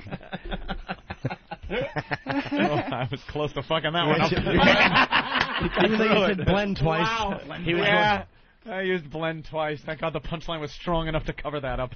I got to hold him and carry him around. Yeah. Put his little arms around me. That's adorable. He was very cute. Yeah, chimps are cute. Did they put him in a little engineer outfit? At one point, in little coveralls with an engineer cap on. He did actually. I got pictures like that. Really? Yeah, I'll show them to you. Because it's tested and proven there is nothing more adorable than a chimp in an engineer outfit. An engineer, like he's going to drive the fucking train. I know. Dress him up like he's going to drive a train. And meanwhile, he's fucking opening the back, throwing his shit at everybody, having a laugh. Here, hold this in your mouth. I always got bonded with the chimp very much, though. I hated when he had to leave. I felt sad when he had to leave. Yeah. Devin from New Hampshire. He's a good boy. Did Jimmy drive an 18-wheeler around and get in fights in biker bars? Tell him no, I'm not fucking Greg Evigan. All right, we have to say hi to Rich and Philly. BJ Rich? and the Bear. That's about fucking a monkey and Steve. Yo, guys. Hello, the guy having a nightmare, do you think he had a nightmare that he was Reginald Denny? Hit the water, hit the water, hit the water. Wow. Guys are brutal. Back to the chimp story. And outside a lot faster. Is it true what I read about that he's now having nightmares? Yes, in the beginning he had tremendous nightmares, and I was staying at the hospital till 1, 2, 3 in the morning, and his long-term memory came back. Why doesn't she do the follow-up? What were the nightmares? Yeah. How interesting would that be if you were watching? What are the nightmares? What goes through your head at night when you're dreaming? Came back quickly. His short-term memory took a while. Gloria, you've been by the side of the Davises for quite some time. You represented them in their custody battle to get their chimp Mo back. You were there for the homecoming. What was it like? Very, very emotional. And I mean, St. James was crying, LaDonna was crying, and I really, Robin, want to give such enormous credit, not only to the strong will to live and the fighting spirit of St. James, but also to LaDonna, his wife. The power of love that this couple have for each other has really helped him to have the will to live, and I think is a very significant factor in his recovery. They're just remarkable people. Can you help people understand the bond that they have with Mo? Well, Mo was like their child in many ways. They didn't have children, and they were a family. And I want to make it clear that he certainly was innocent in this attack on Mr. Davis, that it was 2 other male chimpanzees who got out of their habitat because some doors were left open. It was human error. I'm going to eat your testicles, Mo. That's why Mr. I'm warning you. Don't make me eat your testicles. Hey, I'm warning you. Ah, testicles! Mo the chimp is innocent in all these shenanigans. Because some doors were left open. It was human error in part. And that's why Mr. Davis suffered the terrible attack that he did. And she did, too. She also, Ms. Davis, lost a thumb. And despite the fact that she's also a victim, guess they're even. Her husband. How are you doing Walk it off. LaDonna? She saves on nail polish. He's got no balls. Fair trade. I can never wear gloves again. What? She's got to tape the inside of that one oven mitt. Tape it down. So it doesn't flop around and mock her. Her husband. How are you doing emotionally, LaDonna? It's a challenge, and I have to say that once in a while I get a little angry, but you have to let that go, because if you don't let that go, you don't go forward, and we need to go forward. I need to make the best for my husband, St. James, that I can do, and by going forward and looking to the better of things, that's what's going to get him there. And it appears that St. James tried to protect his wife in the attack and took the brunt of the attack on himself in order to protect her. So he's a real hero in this. Gloria Allred, LaDonna Davis, thank you very much. All the best. And please give know that our thoughts are with St. James right now this morning. Thank you both. Indeed. Thank you, Rob. I guess a welcome home gift for the Planet of the Apes box set is out of the question. Did he get his balls back, or they probably swallowed them up? No, you don't get balls back from a chimp. That's true. When a chimp mauls your balls, they're probably they're unsavable. gone for good. He's got ping pong balls. Fucking thumb and 2 balls. Chimps are and rough. A foot. And a foot. He got his foot, too. The whole foot's gone, too. His foot got ripped off? Yeah, ripped his foot off. Chewed his face and his testicle. By the way, a lot of people checking in, balls were pulled off, not chewed off. Oh, much better. How do you sure they were pulling and chewing? You ever see a chimp go at something? Yeah, but the chimps have those teeth that are made for, eating like plants and stuff. No, they got the big canines, big fangs. You think they start tearing with those things? Yeah. He had pants on. He wasn't wearing a skirt. Yeah. You had to get through his pants. They unzip them slowly. Lift. Lift your ass up off the ground. And he pulled his foot off? Yeah. How do you not just go back to that place with a fucking rifle and just kill? No, they killed the 2 chimps that were responsible. Did they? Yeah, they shot them. But, yeah, I'd be on some kind of vendetta of all chimpanzees must die, must get their balls ripped off, their little chimp balls.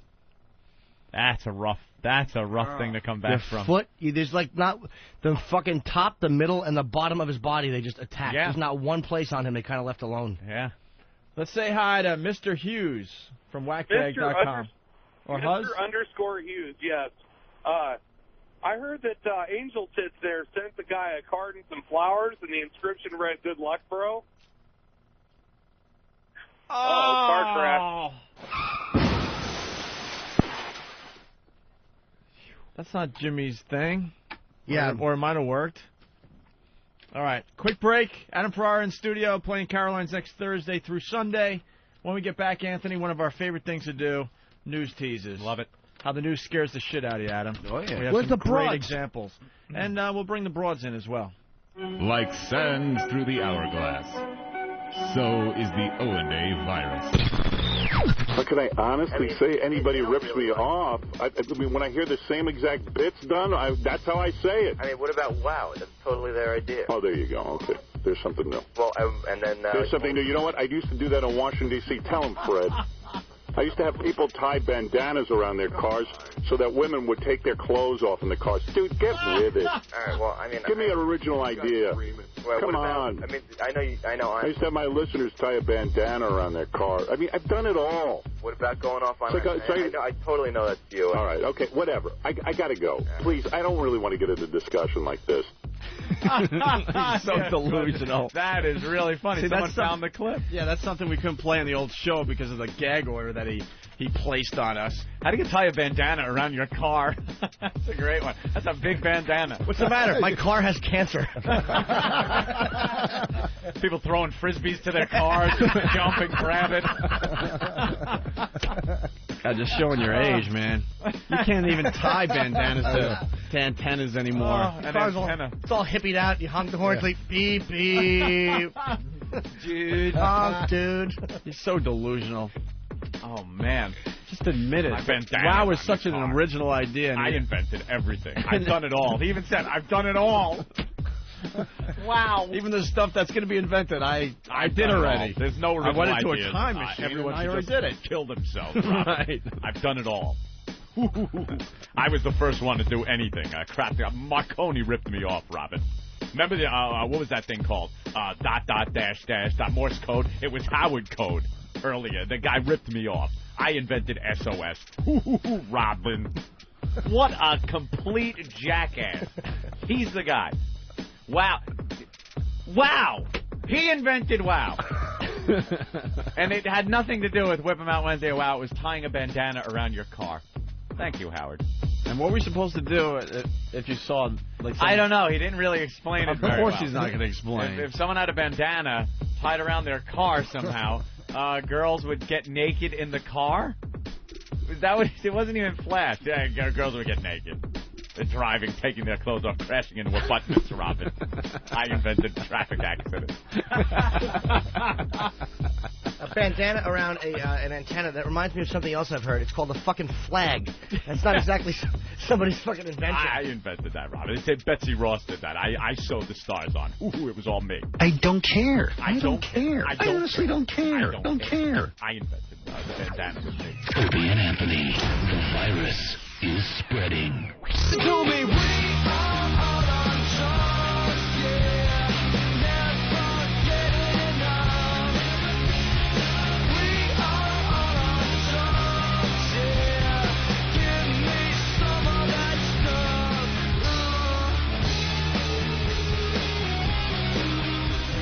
Not a bad idea, right? All right, it's Whippamow Wednesday on the Opie and Anthony show today. Get a wow on your car. There's ladies that will flash you. It's been happening for years. Years and years and years. Adam Ferrara in studio, playing Caroline's next Thursday through Sunday. Ooh. 25th through the 28th. And who's this monster? I met him once. Yeah, you know Gavin from England. Gavin, right, from England. You got to grab a mic, Gavin. You got to give the visual for everyone out there. Jesus Christ. How tall are you? I'm like 6'5". 6'5"? 290. 290. Wow. He's 290. He's got a clock on his head. You are giant. Yeah, he's a big fella. Yeah. And you're like a bouncer and stuff, right? And security and all that? Yeah, doing all that shit, yeah. Yeah. Here or there? All over. All over? Yeah. Doesn't matter. You'll kick ass anywhere around the world, right? I got to tell you, there are so many people that show up every day just to hang and check out the show, friends of people, I don't know, fans that hang out outside all night, and we say, all right, come on in and check out the show. And most people you never even hear on mic. They're just there kind of checking it out, and we say hi after the show, and we go about our lives. But every once in a while, people that are coming down just to hang become part of the show. Mm-hmm. And Gavin is part of the show because I walk in the studio from a leak break, and everyone's checking out this sick video that's on your cell phone. The things we do back home. So now we have to talk about it a little bit. Explain what this fantastic video is. Well, it's basically me and my couple of buddies went to a swingers party in England. Uh-huh. And my friend ended up getting banged up the ass with a strap-on dildo. Your friend got banged up the ass with a strap-on. Wait, you guys just go to a swingers party? Yeah, it's the kind of thing we do, you know. Instead of getting bombed, we thought we'd go to a little party and get bombed ourselves. Had he ever gotten... I can't confirm that. You don't know if he's gotten it in the ass before? I don't think so. Not from the screens. No, why would you decide that? Not from the screens, yeah. This guy lets out some howls. Well, the thing is, it's a dominatrix, and she's got a strap on. That's correct. And she's the one that's screwing him in the ass with the strap on. There you go. But behind her is somebody. There you go. That's fucking her. So with every thrust the guy does to her, she's doing a thrust with the strap on, so she can't be very gentle to this guy, and this guy is just like getting hammered, and it sounds painful. And Gavin's just filming the whole thing on his cell and phone. you hear Gavin laughing. I could hear you laughing like an idiot. And then I'm watching the video, and I see the girl in the middle, and I had to blurt out, "She's the lucky one." Yeah, where did this slob come from? It was all down in London about 2 months ago. Yeah, and she was just at this. She was just party? at the party, yeah, and she just decided to come back with us to the hotel. And she had like a box of toys, to display things with us as well. So I got other shit on here as well that I can show you. It's you know, if there's a chick and she comes back to the hotel and she's got a box of toys, the last thing I'm thinking is, hey, could you strap that on and put it up my ass? That's exactly what I was thinking as well. Yeah, how do you get to that point? You guys are all hanging in the hotel room. Were you drunk? We was all drunk, and it's a filthy Look, weekend. I've been drunk. Yeah, that is no excuse. Like, did you have any inkling that he might enjoy something like this? No, he actually volunteered for it, you know. It was like, what are we going to do with this? Oh, you know what? I'll get fucked in the ass with this, no problem. Who wants it in the ass? Right here. Me. Volunteers. All right, why don't we listen to a little of it? Let's see if I can get it on the... I'll just put it to the mic, do I? Yeah. We'll all be quiet and listen in on the audio at least. It's got to be to the front. Yeah, of the mic. do the front. Like that? Yeah. Yeah, put it right against it.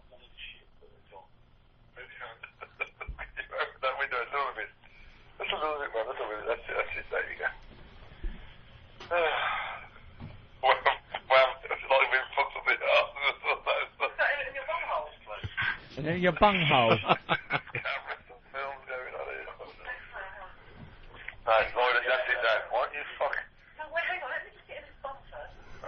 Get it in his bum first. Mrs. Guilford, the iron one, and Lloyder, he's just going to get involved there.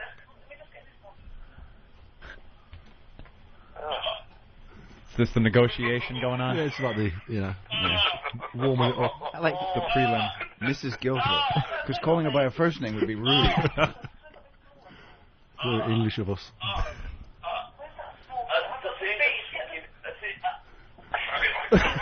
So he's having a hard time with it. It's a big dildo, man.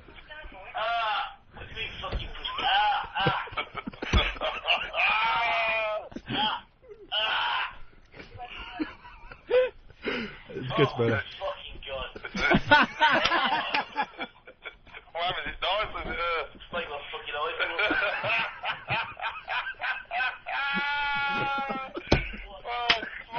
That's Kevin laughing, you sick F.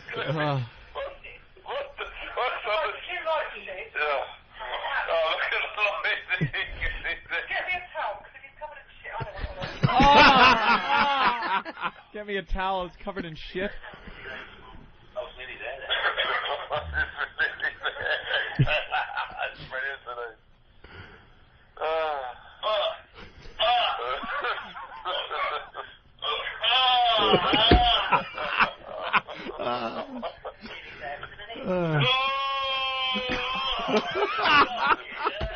See what I mean? It's his first time, you can tell.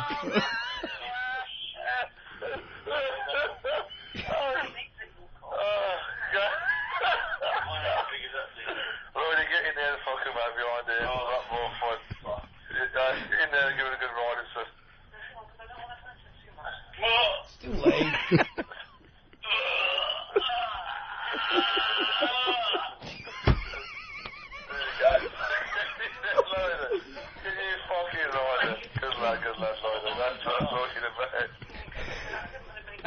That's what I'm talking about.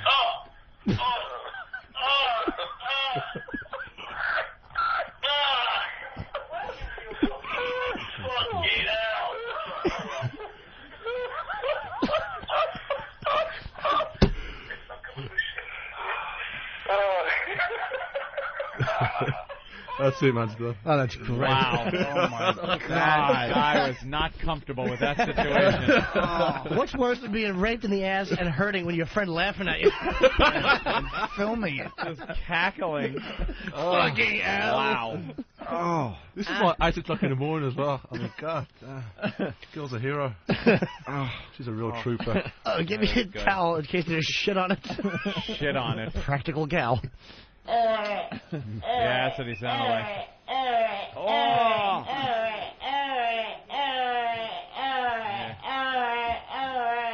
Hey, Nate. Ate his balls. Morning, guys. What's up, Nate? Yeah, I know we're not playing, but on the gay or funny scale, this is most certainly gay. It's gay and funny. It's gay and funny, yes. Over and out, guys. All right. All right. Wow. Well, Gavin, thank you. Oh, you're welcome. The accent kind of gives a little air of dignity. Yeah. Yeah, doesn't it? Just a No matter little- what the English are little doing. touch. No matter how perverse the English are being, it's done in that accent. Yeah, and it's like- it's just Well, something charming about When we it. wrote Strawberry Fields, Paul fucked me in the ass. Yes, make sure I'm putting it in his bum. That guy was a fucking trooper. Wow. How was he? Did you drive him home? Oh, yeah, he could walk. He He could walk? Yeah, he's a trooper. Face first in the back seat, crying. Yeah. His fucking face. Ice cubes in his ass. Horrible. Let's say hi to Donna in Jersey. Donna, what's up? Hey guys, you'd be surprised how many guys who claim to be straight actually want to get fucked in the ass with a strap-on. I saw one on Really? a phone. No, We've gone down this. See that. We've gone down this road on the show, and a lot of guys will call in and say, "Hey, it's not gay. That's not gay. It's Like it's been done to not me, gay. and It's I'm not gay." It depends on what you do. I never did it. Like, I had a dominatrix rub one against my crack for a second, and I didn't let her put it in because I didn't want it in. I just kind of, Yeah. she was sexy, though. Rubbed Well, it a against straight your girl- crack. Yeah, then she spit on me. I come in contact with a lot of single straight guys who claim to be straight, and after the first contact, then they kind of like gently broach the subject of, "Hey, how'd you like to fuck me in the ass with a strap on?" So, Donna, are you... These big macho guys. Donna, yeah, that's really subtle of them. Then they gently. I don't know how you figured out what they wanted with it tap dancing that way. Hey, are you a dom? No. Then how do you come in contact with all these guys? She's a slut. That's the thing. That's what I'm trying to get across. It's more mainstream than you think. Like if you're on a mainstream dating site, or if you're kind of just normal plain vanilla sex, not really freaky, not hanging out in dungeons and things like that. It's becoming more and more common for a guy to be open to that. How many guys have you banged with a dildo? And what Or side vibrator? are you None. on? I swear to God, none. I can't bring myself to do it. Really? Really. What kind of a friend are you? Because Guy asks you to fuck him in the ass. You don't even have the goddamn common courtesy to strap one on. Selfish. I'll be watching you. Yeah, I can't bring myself to do it. Jesus. All right, Donna. Thank you. Witter. All right. Yeah, good for nothing. Oh, here they come. Bill, what's up? Yeah. You've got a new trend here. What's up, boys? Thanks for this segment, Gavin. You're welcome. You come back anytime. Yeah, go ahead, Bill. Yeah, I had a friend of mine who I used to work with, and she was engaged to this guy. She was having this kid, and she fucked him in the ass one time with a dildo, and every time he wanted it after that. Every fucking time. So she split up with him, and that was it. Really? Yeah, she said it was too freaky. Yeah. That is too freaky. Once in a while with a thin one, maybe tolerable. Like a little fun one. Yeah, a little small one, a little teeny one that just kind of like gets you. You're like, come on. Oh, you. come on, sneaky. Yeah, Nat from I'll be out there. Nat from Jersey saying that audio is from the latest James Toback film. Easy. Let's say hi to Trent in Utah. Trent? Hello. Hey. That is some funny shit there. Yeah. Have you ever had it up the ass? Who you asking? I mean, what kind of radio is this? Just five heads nodding. Yes, yes. Silent we all were. The interesting thing, two people nodded their heads, and it's up to you to figure it out. God, yeah, that's All right, thank you, Trent. Let's go to Donahue from whackbag.com. Donahue. Yo, I Hello, got a Bill. question for our little buddy Jimmy Norton. Is it okay for that guy to go and make eye contact now, or is that gay? It's not gay because she's a chick. Ah, okay. Well, doesn't the dick make it gay? No, dude, it's not a chick thing. As long as you're not all right. as long as you're not doing it, your motives are what counts. Gavin, is your friend gay? Not at all. Far Not from at it. all. He's an absolute legend. Man, you guys. Some guys are just submissive. That's the way Did it she is. at least have the common courtesy to give him a reach around? Yeah. Oh, yeah, he's banged her enough times. Don't worry about that. He's fucked that many women in his lifetime. He's not even caring anymore. He just wants to do other things. At that point where he's had sex with He's just so doing many women. other things now, yeah. Yeah, sometimes Try anything. Suck a cock. Yeah. He's still. I don't know about that. He's still That's going, hetero. that's another level. As long as it's just one. All right. News teasers? Yeah, let's get into the news tease. As we screen the phone calls for the good stories, don't worry. Of course. We'll stay down this road for a while. You didn't get coffee from What Starbucks? are you drinking? That looks good, Ope. Starbucks? Yeah. You want me to buy you some? I don't know. Looks delicious. Why, what's wrong, Jimmy? You know, Jimmy. What's a lot of people here? Don't be scared. Don't be scared, Jim. There's cameras. Put on your diaper right on my foot. Come on. I'm gonna try again. Go ahead, give it a shot. Please, God, let him shit. There you go. I swear, I was walking home yesterday. I have never come so close to shitting my pants. I was a half block from home, and like you know how like you have them blocked up, and the gas just starts kind of fumbling out. Not solid ones, but just. I pushed one out, and there was a sneaky fucking batch right behind it. Like it tried to follow it in to the club. I was maybe one fucking cheek press away from fucking having shit run out of the bottom of my pant leg. What's that supposed to be? Some kind of sick joke? You better get your head and your ass wired together, or I will take a giant shit on you. It was brutal. Yeah, it's very obvious that we're turning into Imus. Yeah. Oh, that's stupid. You know what? Holy shit, we haven't even brought this up yet. That thread on the New York radio message board? Yeah. It's obvious the guys are turning into Imus. Imus used to be a shock jock and then went down the road of politics, and it's obvious that Opie and Anthony are following suit. Jimmy, it's the guy. He's doing the I guy. love the guy. And I know it's the guy because only certain fingers come out to type. Yeah. It's never accurate typing. It's the one finger typing. Every day, people have something stupid to say about this radio show. The latest is because we had a political debate, I guess, with Mark Maron yesterday, which was very interesting radio. Jimmy and Anthony going at it with Mark Maron. And it was very interesting, you know. And now a whole thread on this stupid New York radio message board. I thought Alan Sniffen, who runs the board, was a little smarter than that. But he's like, it's obvious that these guys are going to do what Imus did and get away from the shocking stuff and do like a political radio show. It was one break. His whole take is that it's not what XM expects. They hired us to do shocking radio.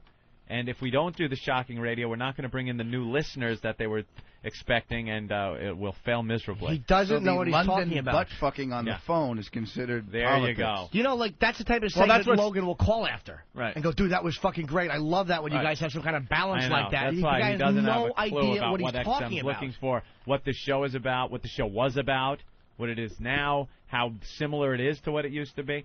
It's just the way it is. And that thread started with a guy saying, hey, it was a great debate. Right. I love to hear. Because, you know, Maron's a smart guy, man. He's capable of defending his fun. point. It was very interesting, you know. And one of our listeners said, don't you worry, Alan. They'll be back to, you know, whatever, fart jokes tomorrow. Yeah. That's how it works. I was talking to Brother Weeze about it. He goes, you guys got to fill up a lot of time because you're not on commercial radio anymore. That's another thing. We got 4 hours, a 4-hour show on satellite. You realize is a 4-hour show. You realize out of the 4 hours, we're talking for 3 hours and 40 minutes, more or less, a day? Yeah. On commercial radio, a 4-hour show is 20, 40, 80 minutes you have to minus. So, what, 2 hours and 40 minutes? Something like that, yeah. An extra hour material. So we're doing an extra hour of material a day, and Weeze is like, you guys should throw all that shit out there. You do a little politics, do the fart stuff, do the sex stuff, do the shocking stuff, lifestyle. He goes, just throw it all in the mix. Who cares? Right. Alan doesn't seem to get that, though. He just likes to be the guy who's the voice of reason and who says, like, the really, poignant thing. And the bottom line is the thread was a positive one. Hey, that was really interesting. And he's going to jump in and go, well, you know, I think that it's, it's not what XM paid the boy. It is. If he presented it as opinion, it's one thing. But he presents it like this is the way it is. And anyone who tries to argue it, I've never seen him turn around on a subject. You lost that one, Alan. I read is the thread still up? No, he got rid of it. You know why he got rid of it? It wasn't a bad Opie and Anthony thread at all. He lost the argument, and that's why he took it down. Or he should have. If there was a really awful post, he could have taken them. But that was not. I read the whole thread. I like 16 of them. Yeah. He was losing that debate. You were losing the debate because people were going, well, look, Norton still talks about hookers and fecal matter and this and that and all these rotten things that we talk about, these barbaric things. Yeah, one guy listed all the stuff. Like, don't you worry, Alan. They did this, and this. I wish I had it, but he got rid of the thread. It was some good reading. But it was like and so they do something like this or the Dick Cavett interview. So what? You want an hour of commercials or an hour of Dick Cavett? You fucking the guy's a legend. We interviewed him. Yes, it was fun. I had fun with the Dick Cavett thing, dude. too. You like the Dick yesterday? Easy. It was nice. Let's say hi to George. What's up, George? You gotta stop reading this stuff, Opie. These guys don't know shit. It's upsetting you too much. Nah, it's not that it upsets me. Maybe to a point, sure. I'm only human, but I think it makes for interesting discussions on the show. That's for sure. You're the expert you're the radio pioneer. These guys don't know shit. Why don't we get sniffing on the phone? Can we do that just to ask him what he meant, why he took the post? Don't waste your time. No, he's all right. I think it makes for interesting radio to see how we're perceived out there. On a daily basis, it's some stupid thing somebody's saying. They said we wouldn't last 3 or 4 months on satellite radio. They said we were failing. You guys are awesome. They're full of shit. But dude, if it was all perversion and stuff, they'd complain about that. The fact is, if it was all sex, they'd go, these guys don't have any balance. And then you put balance in, and they're like, oh, well, that's not what their listeners are looking for. Our listeners are not just fucking total retards. They do like other things besides just tit jokes. Right. Just a couple of them. You're never gonna make them happy. We're known for the shocking stuff, but the reality is, even on commercial radio, if you separate the shocking stuff with everything else we did, it's not a balanced scale at all. To me, the jokes have to be stronger on satellite because back on commercial radio, hey, I effed her in the A was funny because it was naughty. But if you said, just say it loud, I fucked her in the ass, no one cares. You better have something funnier than that to back it up. Right. I think we do. Let's hit the cell phone again. That's right. It's fuck him in the ass, fella. Take that.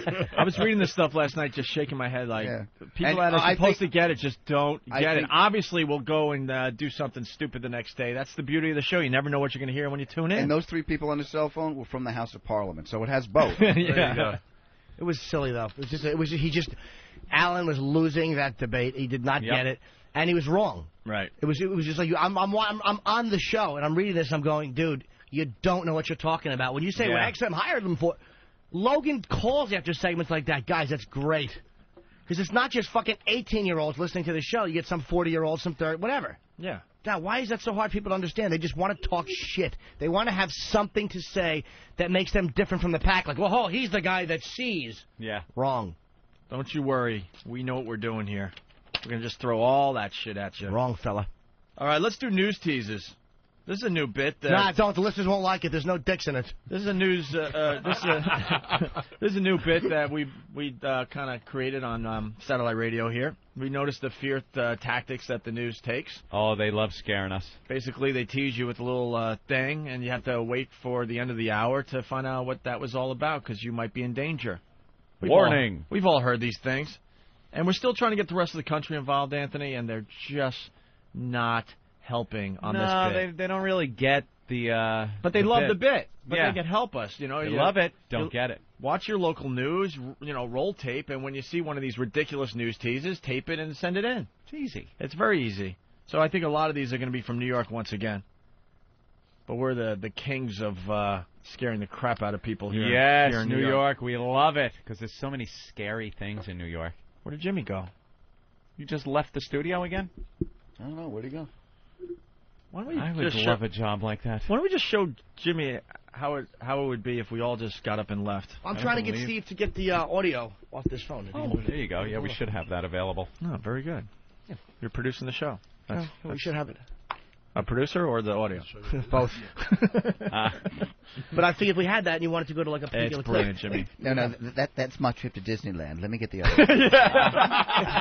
That's me and Mom on the cruise. M-I-C-K-E. Would your friend mind if this video made it up on a website that is seen by many people? I don't think he would actually. It's hard to tell, the faces. So. Yeah. All right. I don't mind. Yeah, you can't see him. Because we're getting requests. People want to see the video. Oh, Let's really? start with the news teases and see where this goes, Anthony. Here's the first one today in the new batch. Also, a nasty wreck shuts down a major highway, perhaps near you. Will it be open for the weekend? Details next. Perhaps near you. That's not so scary as it is just information you might need, and then they want to lump everybody in, so they go near you. I disagree. Why? It could be your loved one in that crash. Is what I'm thinking. Oh, is that what they're getting That's at? why the, perhaps near you, meaning the roadway that your loved one takes. I missed it. And, now all the people that have husbands and wives that are a little late coming home. Very scary. Oh, my God, was she in this thing? Or he in this thing? And West Nile virus spreading in our area. Find out where. We'll tell you about it coming up next. Yeah, okay. Motherfucker. See, there's a better one, actually. Spreading in our area. We'll tell you where. Why don't you just tell us? Yeah. And move on with Spreading sports. in, say the neighborhood. And it's so easy. Spreading in Brooklyn. Forest Hills. Yeah, whatever. Manhattan. No. The Bronx. They want you. They are using your fear to get you to tune in. Somebody's mother has West Nile virus. Could be yours. Could it be yours? After this word from Levitt's Furniture. Here's the next one. Also coming up, the feds have launched an investigation into hundreds of thousands of cars that have serious engine problems. Is yours one of them? All right, bastards. These bastards. It's all about trying to get you worked up. I got to hear that one again. Also coming up, the feds have launched an investigation into hundreds of thousands of cars that have serious engine problems. Is yours one of them? You sure she's not talking about serious as in the radio? Maybe the whoever has one, the fucking weight puts a little strain on your engine. No. They were keeping everyone involved, though, obviously. Oh, yeah. Holy crap. You're an angel. Here's the next one. Plus tonight, skin cancer concerns, why you want to make sure that you cover your kids with sunblock. Your kids. Always bring in the kids. But that's that's not that bad though, because they say cover them with sunblock. Concern. That's like yeah. It's not like they say. It's not as bad as if you eat solid food, you could die tomorrow. What can you put on your kids to prevent skin cancer? Find out later. At least they give you sunblock. Yeah, that one isn't bad. I think this next one's going to be bad though. They ransacked, robbed, and took off with the family car. And these home invaders are still out there. The details are coming up. Uh-oh. This is the What? same country you've got here. I tell you. What? Yeah. Oh, you don't get these news teases I can't believe what I'm hearing right on now. the other side of the pond? No, news is very stuffy over there. What's your news? A man took one in the ass for the first time. Yeah. It's on a cell phone. We have the tape here. All right. Plus, where's it going? Every time you swipe that credit card of yours, where's the information heading? Find out who's getting that information. Great. The guy I just paid something to? Right. Oh, the phone off the hook. What the hell is that? That's what Ben hears in his head all day.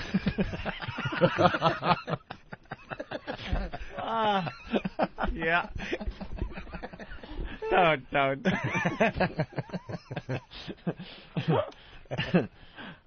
Plus, what you take for a headache could put you at risk for high blood pressure. Right. Oh, can you believe this? It's all about fear. Just scare you.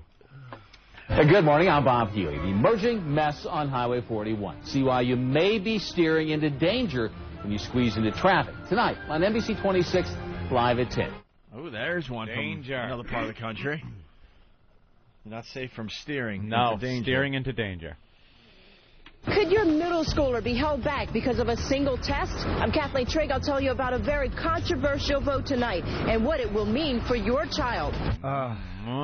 What test could it possibly be? What area is this? What's happening to my child? They put him in the Special Olympics, and if he qualifies, he's probably going to fail that test.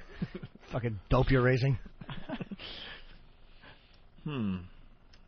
It's just a small inflatable pool. What could possibly go wrong? Tonight at 11, she lost her child in a pool like this. Could it pose a greater danger than a huge in-ground pool? The safety risks every parent should know. Watch Jim Rosenfield and Ross Abrams tonight on CBS 2 News at 11. That one had the scary music behind it, too. Yeah. Even scarier. Well, those pools are taking off. Those inflatable pools. Inflatable pools. Oof, did you lose your child in a pool? We'll tell you what band drummer to avoid.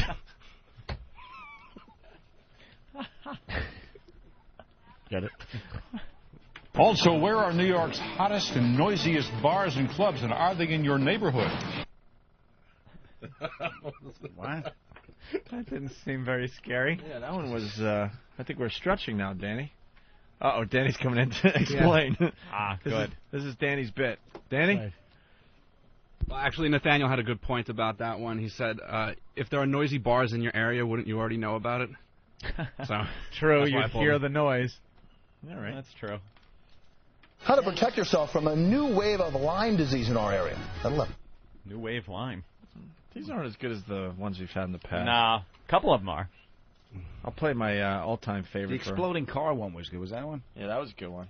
See, we're looking for, like, ones more like this one. One city wants to pack all their sex offenders into a 3-block area. Problem is, it could be right next to your house. The greatest one ever. That's the best. We'll never beat that news Nah, tease. 3 blocks of sex offenders. You're right next door. You're just out that 3 block. You're block number 4. 3 blocks. Then you. Sex offenders. Your kids. That would ever happen. Cancel Halloween. Tonight at 5, you can close every window and lock every door. But does that make your home safe? Channel 11 takes you inside a robbery. An ex-burglar shows you the tricks of the trade. So this is a bad idea. This story could keep your family and home safe. Tonight at 5. If you don't watch it, you're not safe. Is your home safe? Channel 11 takes you inside a robbery. Tonight at 5. All right. The secondary tease. Yeah. That's what they do. They do investigative reports then to show you what you need to do to be safe.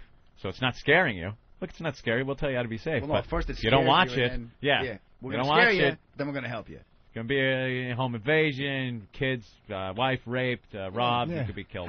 What mafia tactic is this? Look, nice house. Shame if something happened to it. Yeah. If I was you, I'd watch the friggin' news. That's their tactic.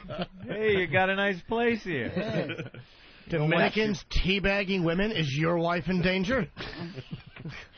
Your balls could be eaten. No? Renegade chimps. Getting a pedicure? Watch out. Tonight at 11, you could wind up with a painful skin problem from your favorite salon. Before you put your feet in someone else's hands, find out how to avoid a pedicure infection. They show the chimp ripping the foot off. Pedicure infection. Well, pretty safe from that. You can stroll the streets and stop to shop, but eat at your own risk. Monday at 11, street fairs. There's summer fun at its best, but how safe is the food? Our expert shows you what to look out for before you hit the fair. CBS 2 News at 11, Monday. Oh, come on. Who's stupid Scary. enough to eat street meat anyway? You guys cooking a rat somewhere, you're going, oh, delicious. Let's have this. That's just stupid. Next. Could this be the end of the bit? Could be. I'm feeling the end of another bit. I'm a little sad. We love this bit. We don't want it to go away. Yeah. Well, we can save it for just the good ones. We'll just do good ones. Maybe we could pre-screen them one time. Yeah, that would be nice if we would have listened to this beforehand. Yeah, maybe we can listen. Maybe we should do some work before we actually get on the air. Look, it's not every guy, an English guy's going to come in with a cell phone and give us 20 minutes. Yeah, that's the other problem. We're trying to follow up what Gavin brought to the table with this. Are you kidding me? Rough. All You right. got the candles? Yeah. Let me see one of those. Let's see these ridiculous What a items. fucking a bunch of queers we look like. Guy getting fucked in the ass with a dildo. Now we're all going to do earwaxing. Bunch of fat chicks. Well, we're going to give the news teasers one more shot before we retire it. We're looking for those scary news teasers. There was a couple in there. Hey, Eric, where's those questions that Ben wrote for me to ask Cal Ripken Jr. that were on the desk? Okay. Those are really good, poignant questions. I may throw at Kevin Kennedy when he calls in. Why don't we bring the girls in?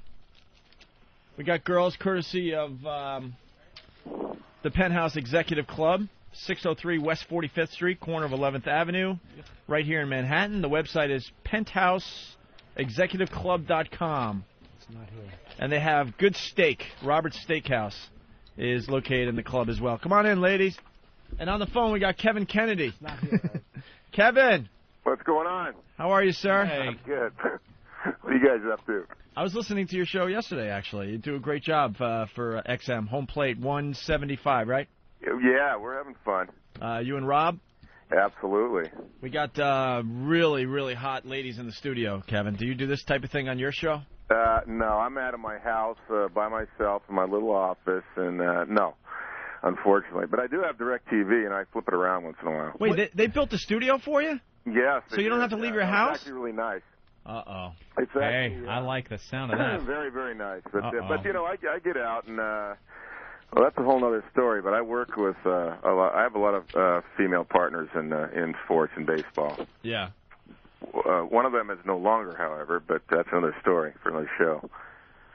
Hey, one of the blondes, Kevin, is doing the universal sign of she's really, really warm, hot. It's too hot in here. We need AC. We need what? What's your name? Farrah. Farrah?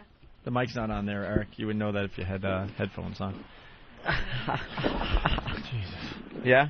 It's on now? Hello? No, it's not. No. The mic is broken? So glad we tested the microphone before we started this. Perish segment. the thought we test the mic. Holy crap. One day. Yeah, one day we'll get this all right. Wow. Kevin, our goal is to one day do a professional sounding radio show. One day, that's all we want to do. And when we do that, then we're going to retire. Kevin does it every day. We did it in Las Vegas. Yeah, but that was, the atmosphere. It's Vegas. We're talking about in your home studio, doing a professional show. We just can't seem to pull it off.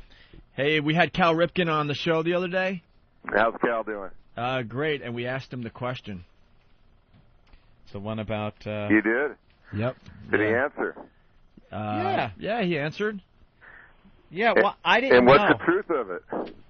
There's no truth. It was very uncomfortable because we were having a great interview with Cal Ripken, and then we all wanted to ask the question, and we all were kind of looking at each other like, who's going to ask the question? I wasn't very familiar with the Cal Ripken's wife, Kevin Costner story.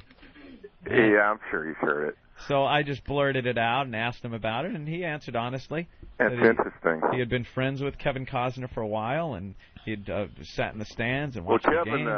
Kevin is a big baseball fan. He gets around. He's really close with Roger Clemens, too. I actually had Kevin sitting on the bench in Boston and for the first 2 innings of the game when he had his son with him, and he was actually going through a divorce back in 1986.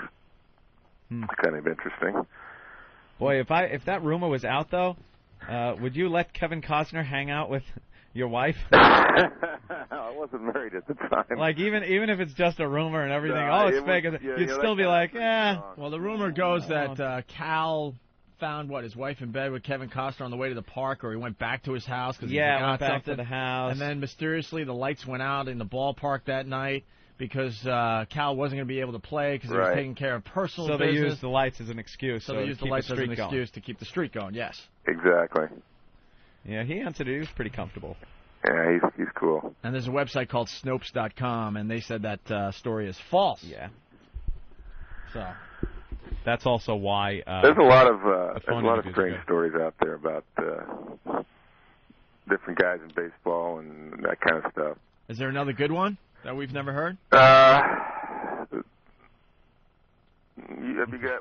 for another day. Have you guys heard about the one about Rafael Palmeiro? Not the steroid one. Oh, not the steroid Another one? No, I'll let you guys do some homework on that one. Oh, come on. I heard his erections weren't very effective. Really? Viagra commercials. Oh, right. I heard you. Yeah. How bad do you need money? How bad do you need money that you go on TV and promote Viagra or herpes cream or any of that ridiculous stuff? I did an Olive Garden commercial. Yeah, but at least people use that. But people aren't looking at you going, wow, look, the poor guy has herpes sores. Or, hey, it's always the hot, girl on TV talking about her herpes and how she cleared it up.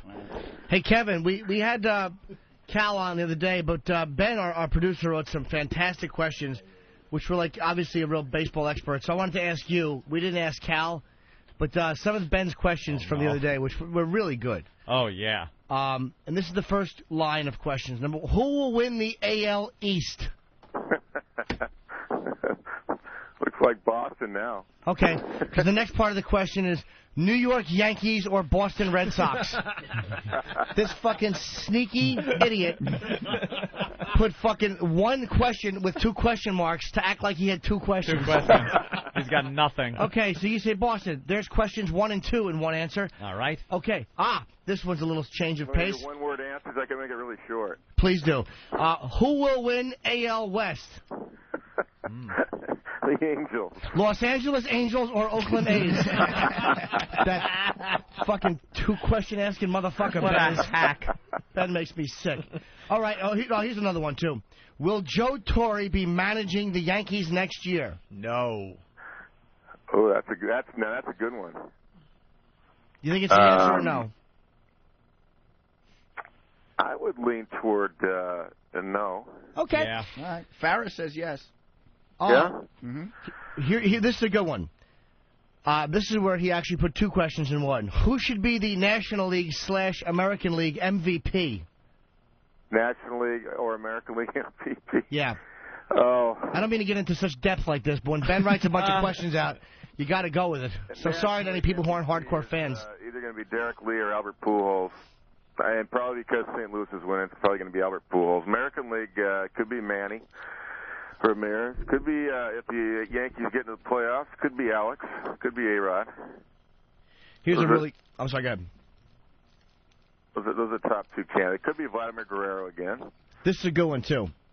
This was a good one. Do Go you ahead. think Roger Clemens will return next year? Of course. He's got to get 350 wins now. Yes. I am so frustrated watching Roger Clemens pitch this year. These guys cannot get runs for him. He's probably having the best year of his life, of his career. I talked to him Sunday. Huh? I talked to him just the other day. Just talked to him a couple days ago. Why did they take him out of that game? I was actually listening to that game on XM. Basically, he after the 8th inning, they took him out. He only threw like 85 pitches, which is nothing. The pitch count was way low. And the game was tied, I guess, 0-0 at that point. They took him out going into the 9th inning. He's got a little bit of a back problem now. Oh, okay. But hopefully he starts. I think he's due to pitch tomorrow. I was yelling on my radio because I want to see this guy do good now. Yeah, and it's unbelievable, really, what he's doing. It's weird with me. These players in all sports, I grow up despising them at first. Roger Clemens was one of those guys, and then these guys get older, and for some reason at the end of a lot of these guys' careers, you start rooting for him. It's really strange. And I want him to do well. His ERA is ridiculous, and if these guys were scoring runs, he would be having one of the best years ever. Yeah, I feel the same way when a guy's doing that well this long into the season. I want to see him keep, putting zeros up there and break some kind of ERA title or something like that. At least going back to 1968 with Bob Gibson, when he was like 116 or something like that. So yeah, at age he just turned 43. I mean, it's pretty incredible what he's doing. But he what he told me that he uses it as therapy. He gets up and runs in the morning, does his workout, doesn't worry about what the offense is doing, and just gets into, aside from physically being prepared, mentally being prepared, and blocks everything out. And that's why he can maintain what he's doing. He's so good. Yeah, he's an animal. What about do you know anything about Derek Lowe and something with a Fox reporter? Well, that's what I was going to talk. That's the other one I was going to bring up. I knew you guys had done your homework. That's one of the girls I used to work with. Oh, that was one question Ben didn't think to ask. Carolyn Hughes, yeah. It's out there. It's been on all the shows. Wait, what's this about? Apparently Derek Lowe had an affair with a Fox reporter. I worked with her for about 2.5 years. Can we get a little more out of you there? Yeah. That's not a very good affair question. I know. Answer, Kevin. Is that it?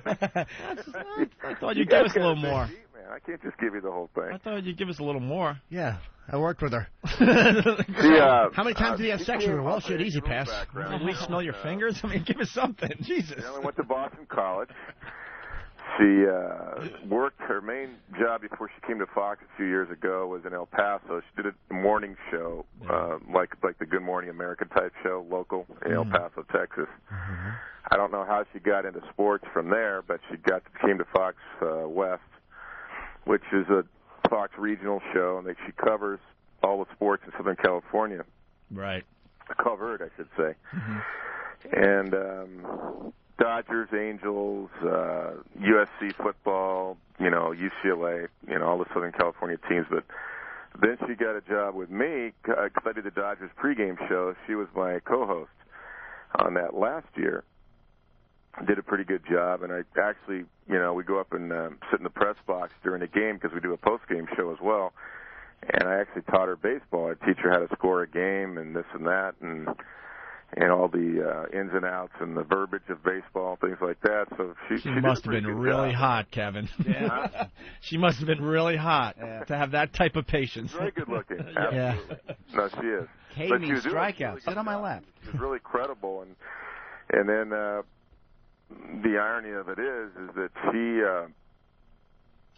where Staples Center is downtown, where the Lakers play. There's a restaurant across the street that a lot of times before you go to work at 10 o'clock at night, you go in there and you have dinner. And she met a guy 2 years ago or 2.5 years ago, whatever it is, and knew him for a couple of months and then eloped with him. He was the manager of the place, the Palm Restaurant.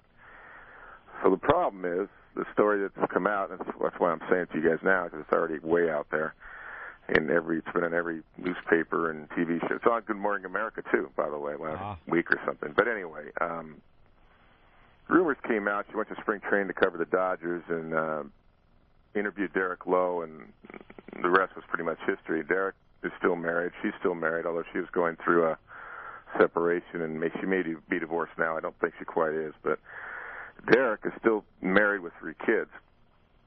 And the rumors were out there, and she actually denied it to me, talked to me about it a couple of times if she knew the rumors were out there. And I didn't, it's none of my business, as long as she could do her job. But it got pretty, hot and heavy as far as rumors around Dodger Stadium.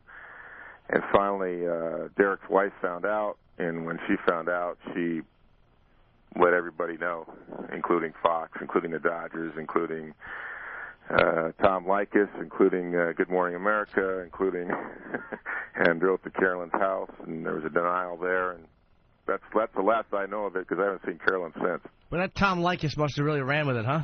Oh, he had a blast. Oh, that guy's terrific. He had a blast with that? Let me tell you something about Tom Likas and his little career. A couple of my colleagues did. They heard him talking about it. When he first talked about it, he didn't mention names, but it was pretty obvious when you're mentioning a local, reporter, blonde, that covers the Dodgers. We got a great story on Tom Likas. See, we could. Yeah, and then of course her now going to be ex-husband went on his show apparently and talked about it, and Derek's wife went on a couple of shows and talked about it. So both of them really went and exposed the story also. See, I live here. Because a friend of mine lives out in L.A. And he was saying that, like, when the whole thing happened, like, a lot of people at first were kind of tentative on it, but then it just seemed like as the story kind of picked up momentum, nobody was too sure exactly, like, if the, you know what I mean, if it was just going to be like, Yeah. Well, the problem was it was, people do what they're going to do, but there was no discretion to it at all. And it was pretty uncomfortable at the ballpark. And it was, for me, even to work with her, and I had noticed a personality change in the way she was emotional during her reporting. If certain players in the team had not done well, or certain hitters didn't do well in support of other players, and I told her that. I said, don't let it affect your job, and I told her some other things. I said, whatever you're doing, just be careful. All right. Well, we got 3 really, really hot ladies from the Penthouse Club here in New York. Ladies, you want to get topless and ask Kevin Kennedy a baseball question one at a time? What do you think? That's the way to go with this, right? Not? Certainly. Now, you're Farrah, right? Yes. Farrah is beautiful, blonde, blue eyes? Yes. How tall are you? 5'7.5". Very nice. Beautiful. And hi, Farrah. She can't hear you. Yeah, because why put headphones on the guests? Well, considering they're going to be asking the questions to Kevin Kennedy, who's on the phone. Do we have more headphones, though? Yeah, Gavin, if you could give up those headphones. Thank you. All right, so this was... Well, first you got to take off your top. Yeah, it's hard to get the top off over the... You have to say please. Please, I'm sorry, Farrah. Of course. It like was that's tough. Whoa, hey, there's something you don't see every day. Are we getting... They're natural, too. Very nice. Yeah. I was about to say something, but now I have to look at the other ladies before I say it. We're not big fans of the implants. I don't mind them. Oh, the one girl went, uh-oh. Oh, okay. I don't have implants. We're just not I mean, personally, I'm not a fan of the implants. Yes, very nice. Wow. What size are those? 36C? Yeah. Full C, though, right? Yeah. Wow. Capital C. Very good, Opie. They're big. You're lovely. Big. All right, Kevin, we have a beautiful blonde that's topless in studio that's going to ask a baseball question. Her name's Farrah from the Penthouse Club. Who does Roger Clemens play for now? Oh, wait, no. Who did he used to play for? No, it's not. It's not a quiz. This guy's brilliant. No, he's a baseball. I thought I was asking a question about baseball. Yeah, but technically she's right. Yeah. All right, but I'm sorry, I misunderstood. All right, wait. Baseball question. I like Farrah, but I got to explain to you. Kevin Kennedy he's a baseball expert. Oh, you're going to give me a question. He coached and everything, and he's got a book out called Twice Around the Bases: The Thinking Fan's Inside Look at Baseball. So this guy knows things. Like it's about. Here's the thing. He wrote some great. Like here's an example. Like Kevin. Page 103, second paragraph. It says here, the point was that they had to do the right thing in this situation. Explain. Wait, let me get my book out. No, don't take your book out. What are you getting out? So, Farrah, what we're looking for is maybe something you want to ask Kevin about, baseball in general.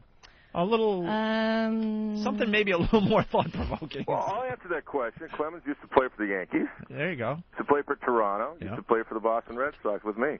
Yeah. Oh, really? He pitched for me back in Boston. Are you a Red Sox fan? And now he's with the Astros in Houston. Are you a Red Sox fan? Yeah, I was when I managed. I'm sorry. Absolutely. Are you? No. Who do you like? Anybody? I like the Yankees.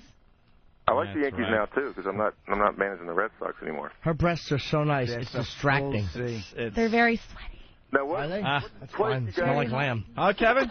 What's the place you guys? When I heard you guys first come on, what's the place? The Penthouse? What is it? A restaurant? And Penthouse Executive Club here in Manhattan. Yeah, it's a beautiful place. awesome. Is it brand new? Pretty much. We've been open for 2 years. Where is it? It's at 45th and 11th. Okay. We have an awesome steakhouse too. We'll be out there. Yeah. They have I cover it for Fox. It's Robert's Steakhouse right in the club as well. Yeah, the food's amazing, along with the beautiful women, of course. Is the steakhouse actually? Can you look at the girls naked while you're eating? You can actually get a lap dance while you're having your ribeye as well. Wow. Really? So you get like a steak with a side of ass. It's kind of nice. How great is that? Yeah. Stick on your plate, one on your knee. Yeah, a little log. I'm on a low carb diet. All right. We also have private rooms. Yeah. That are very fun. The champagne room? No. They're actual private rooms. Like, it's very nice. Wow. You should come check it out for sure. I like Farrah. Sounds like a nice club. How about a really good question for Kevin? Are you wearing a thong underpants? Oh, yeah, you want Yes. You want to take... She's wearing slacks. Yeah, you better take your slacks off. It's really hot in here. No? No. That time of the month? Wow, you're good. Opie just calls him as he sees him. He's like a chimp. Are you He can Opie? smell it. Yeah. How'd you get that name, Opie? Look at me. Figure it out. He was molested by a deputy in Mayberry. You really think I came up with this name a year ago? I mean, you never know. 12, 11, I think. All right. How about another question for Kevin? Something a little more thought-provoking. Okay. Who did Steve Avery pitch for? The Atlanta Braves. Oh, good. And then who did he relief pitch for after that when they... He was with a lot of clubs. He was with Boston for a while. Did you sleep with Steve Avery? No, but I was in love with him when I was like 12. Yeah. They were my first favorite team, the Braves. Because I'm from Texas and my family lives. His loss. Where? Yeah, no, I was in love. Exactly. I even know his Could've had pet you peeves. Seriously, like What's Steve Avery? toothpaste in the sink. That was his pet peeve. Oh, yeah. And I was so heartbroken when I found out he was there. I was like, oh no. At 12, you were heartbroken? 12. I promise. if he saw you right now, he'd be heartbroken too. Yeah, He'd have a new pet peeve, that's for sure. You'd find his wife dead in the walkway with some sunglasses next to her. His pet peeve would be an old nagging wife, right? Exactly. Jesus. Yeah. Farrah, any more questions? Did you hear me? Farrah, where Really you from low, in really Texas? low. Wait. I lived in Houston for 6 years, but I originally grew up in Florida. Okay. Yeah, Texas is great. Yeah, Texas Hey, Mars. schools are awesome. I lived in Dallas. Hold on a minute. Are we testing microphones now? Mars, I just hear him going, Was that hello, on the hello, air? hello. What are you testing? That was on the air. Yeah, it Oh, was we on got the air. another. Oh, I'm sorry. I didn't know what was going on. I'm sorry. Mars was just doing his job. Yeah, on the air? Was it on the air? I don't know. I heard it in my headphones. All right. I get scared. Any of the ladies want to get topless and ask Kevin Kennedy a question? Yeah. Are you the shy one? I'm not shy. Oh, okay. I was actually really hot. I couldn't wait. Oh. And yes, they're real. Are they really? Oh, Yeah, come on. they're real. Are they real? Come on, those are perfect. No, they're but it's a nice job. They're real. They're really real? Yeah. What do you think, Jimmy? I would. I'll Jimmy test will them. Jimmy's the feeler. If you won't hit me, yeah, it's okay. Kevin, I'm sorry, but we got to feel boobs. My We'll be hands right are back broken. with you. I'm My with you. face. I'm hanging right here. All right. Jimmy's now feeling up the girl. I'm testing. She's another beautiful girl from the Penthouse Executive Club. They're real. Wow. No. They're real silicone. Wait, listen. Let me test you. Oh, they're real silicone. Yeah, they're real silicone. You know what, though? That's a good job, because I think you went under the muscle, right? She went under the muscle, Anthony. Yeah, under the muscle. See, that's the way to go, ladies. If you're going to go the implant route, then you got to do it under the muscle. Tell me the truth. Don't they look They're very nice. They look Absolutely. really good. They felt perfect. What's your name? Christine. Christine, and how tall are you? I'm 5'1". That's okay. She's lovely. What's wrong with that? What nationality are you? I'm Colombian. Colombian. All right, we're trying to paint pictures for the audience here, and you got a very nice set. She is a lovely gal. Yes. You got a question for Kevin Kennedy? I I don't know anything about baseball. It's okay. That's Very the good. beauty of Yeah, it. That's the no. beauty of this bit. Trust me. Fine. We're not trying to get anything done here. I only like to say that I like the Red Sox. Red Sox, right? Oh, yeah. Mhm. Because, I'm in New York, so nobody wants to hear about Red Sox here. So you don't want to make a lot of tips when you dance, basically. No, I just want to make fun. It's funny. Yeah. Just.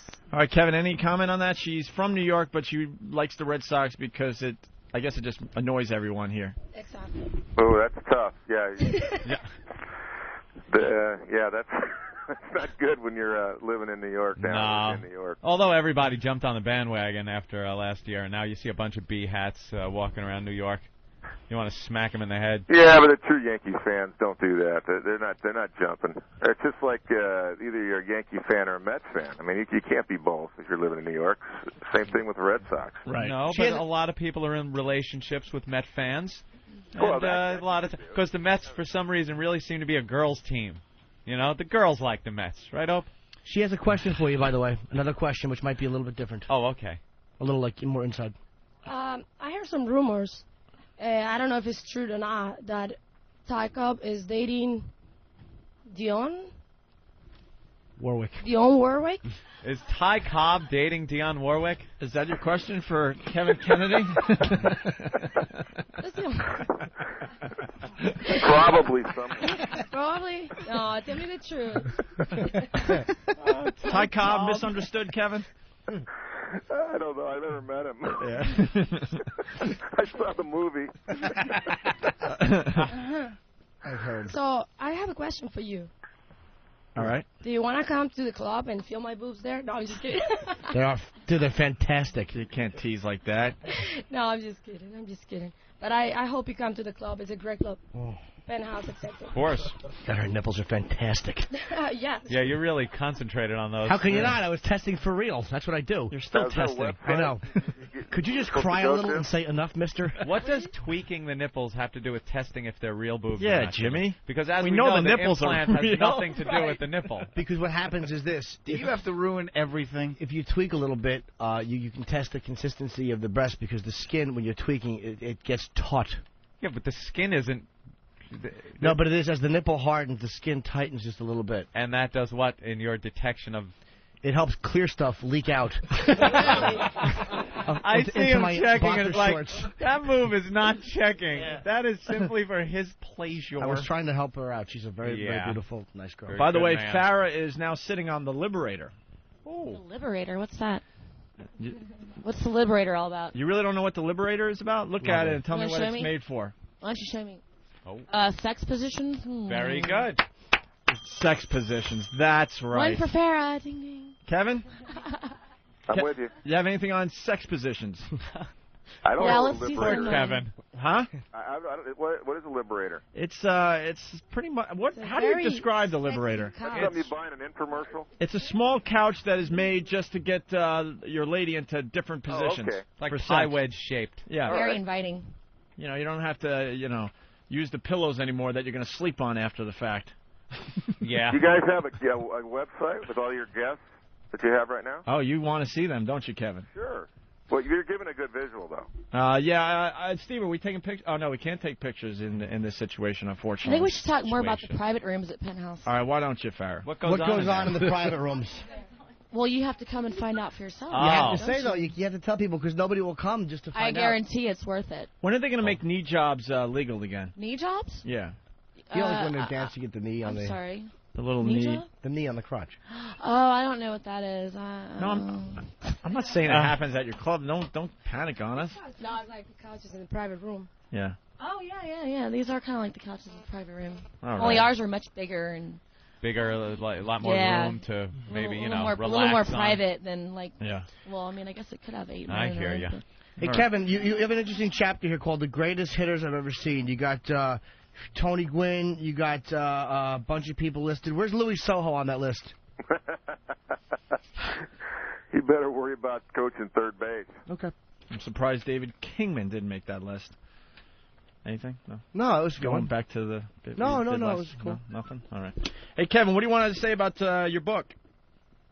The book really is about 17 years of perseverance before you finally arrive in the big leagues, and then how quickly it can be taken away. And you better have a backup career. That's basically what the title's about. And Bill Gutman, by the way, the writer, is from New York, and he is a Yankees and a Mets fan both, because he's a New York fan. So I have to take that back, what I said earlier. I think he's the only one I really know that likes both teams. But he really pulls for the Yankees. But anyway, he's a longtime sports writer, and contacted me 3 years ago. It's not a reactionary book based on what Jose Canseco said in steroids in February, or based on what's going on right now. But it's not really something I ever wanted to do. It wasn't about, making a lot of money or anything like that. But I'm proud that HarperCollins published it. It's a big-time publisher. And there's a lot of insight into what it takes to get there, and how many years you got to spend in winter ball, and the experiences there. And there's a lot of insight. Is he still talking? Yeah. No, he is. Kevin, go ahead. Are we going to have Kevin Kennedy on the show today? Kevin, Kevin, what's the book about? They're trying out. Who did Roger Clemens play for? Couch out now. They're trying out different positions on the Liberator, Kevin. Well, there's some stories about the guys in the clubhouse and the things that. No, I'm kidding. If you're a baseball fan, this is right up your alley. They're wearing slacks. Yeah, the girls are wearing slacks. Which is a I little wish strange. you were here, because I was going to show you my red panties. Oh, you got red panties, do you? We'd love to see the But red only for underpants. Kevin, he has to come and see it. Hey, Kevin, I think you got a fan. We have to leave something to the imagination. I like that. I need a fan. I hate imagination. Imagination stinks. Imagination is so Oh, overrated. come on. Using my imagination for 37 years. That's the beauty of having to hot use girls my here. imagination. All right, Kevin, finally, steroids. What's the take these days? Well, I say they don't like them. I think you're going to see the policy change next year. The basic agreement with the players is up in 2006, and I think you're going to see the first-time offenders at least be up to 30 days, maybe the 50 days that Bud Selig's trying to do. But you're going to see it a lot stronger. I hope Congress doesn't have to completely overtake this, because if they do, you're going to see them try to adopt a policy like we have worldwide with the Olympics, and you're going to see a lot of players banned after the second time. And it's wrong. We all know that. People will try to get the edge any way they can. Right. But what's going to happen with the records?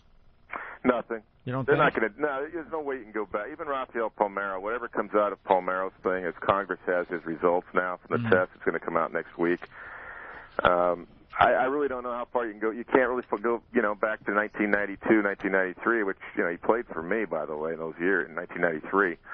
And I never saw it. We were never aware of it. And it just wasn't something you did in the clubhouse. When guys are doing cocaine or marijuana or they're drunk and all that, you can see that. The signs are there. Steroids are not that way, unless you see a guy change from one winter to the next and come back with 40 pounds of muscle mass, then you have a pretty good idea what he's been doing. And a tail. But all the guys that I managed, Jose Canseco and Rafi and, Juan Gonzalez and all these guys, they were already the size they were now as far as their body, and it wasn't like you saw changes. And guys, the roid rage thing that people rumored about, what I understand now is that there's different types of steroids. There's so many different types that they don't really necessarily make you do that, have the inconsistencies in your personality. So it's really hard to detect unless you do drug testing, and that's what they've done. So, they found it. They've got it. They've got a few guys. They've got 8 major leaguers.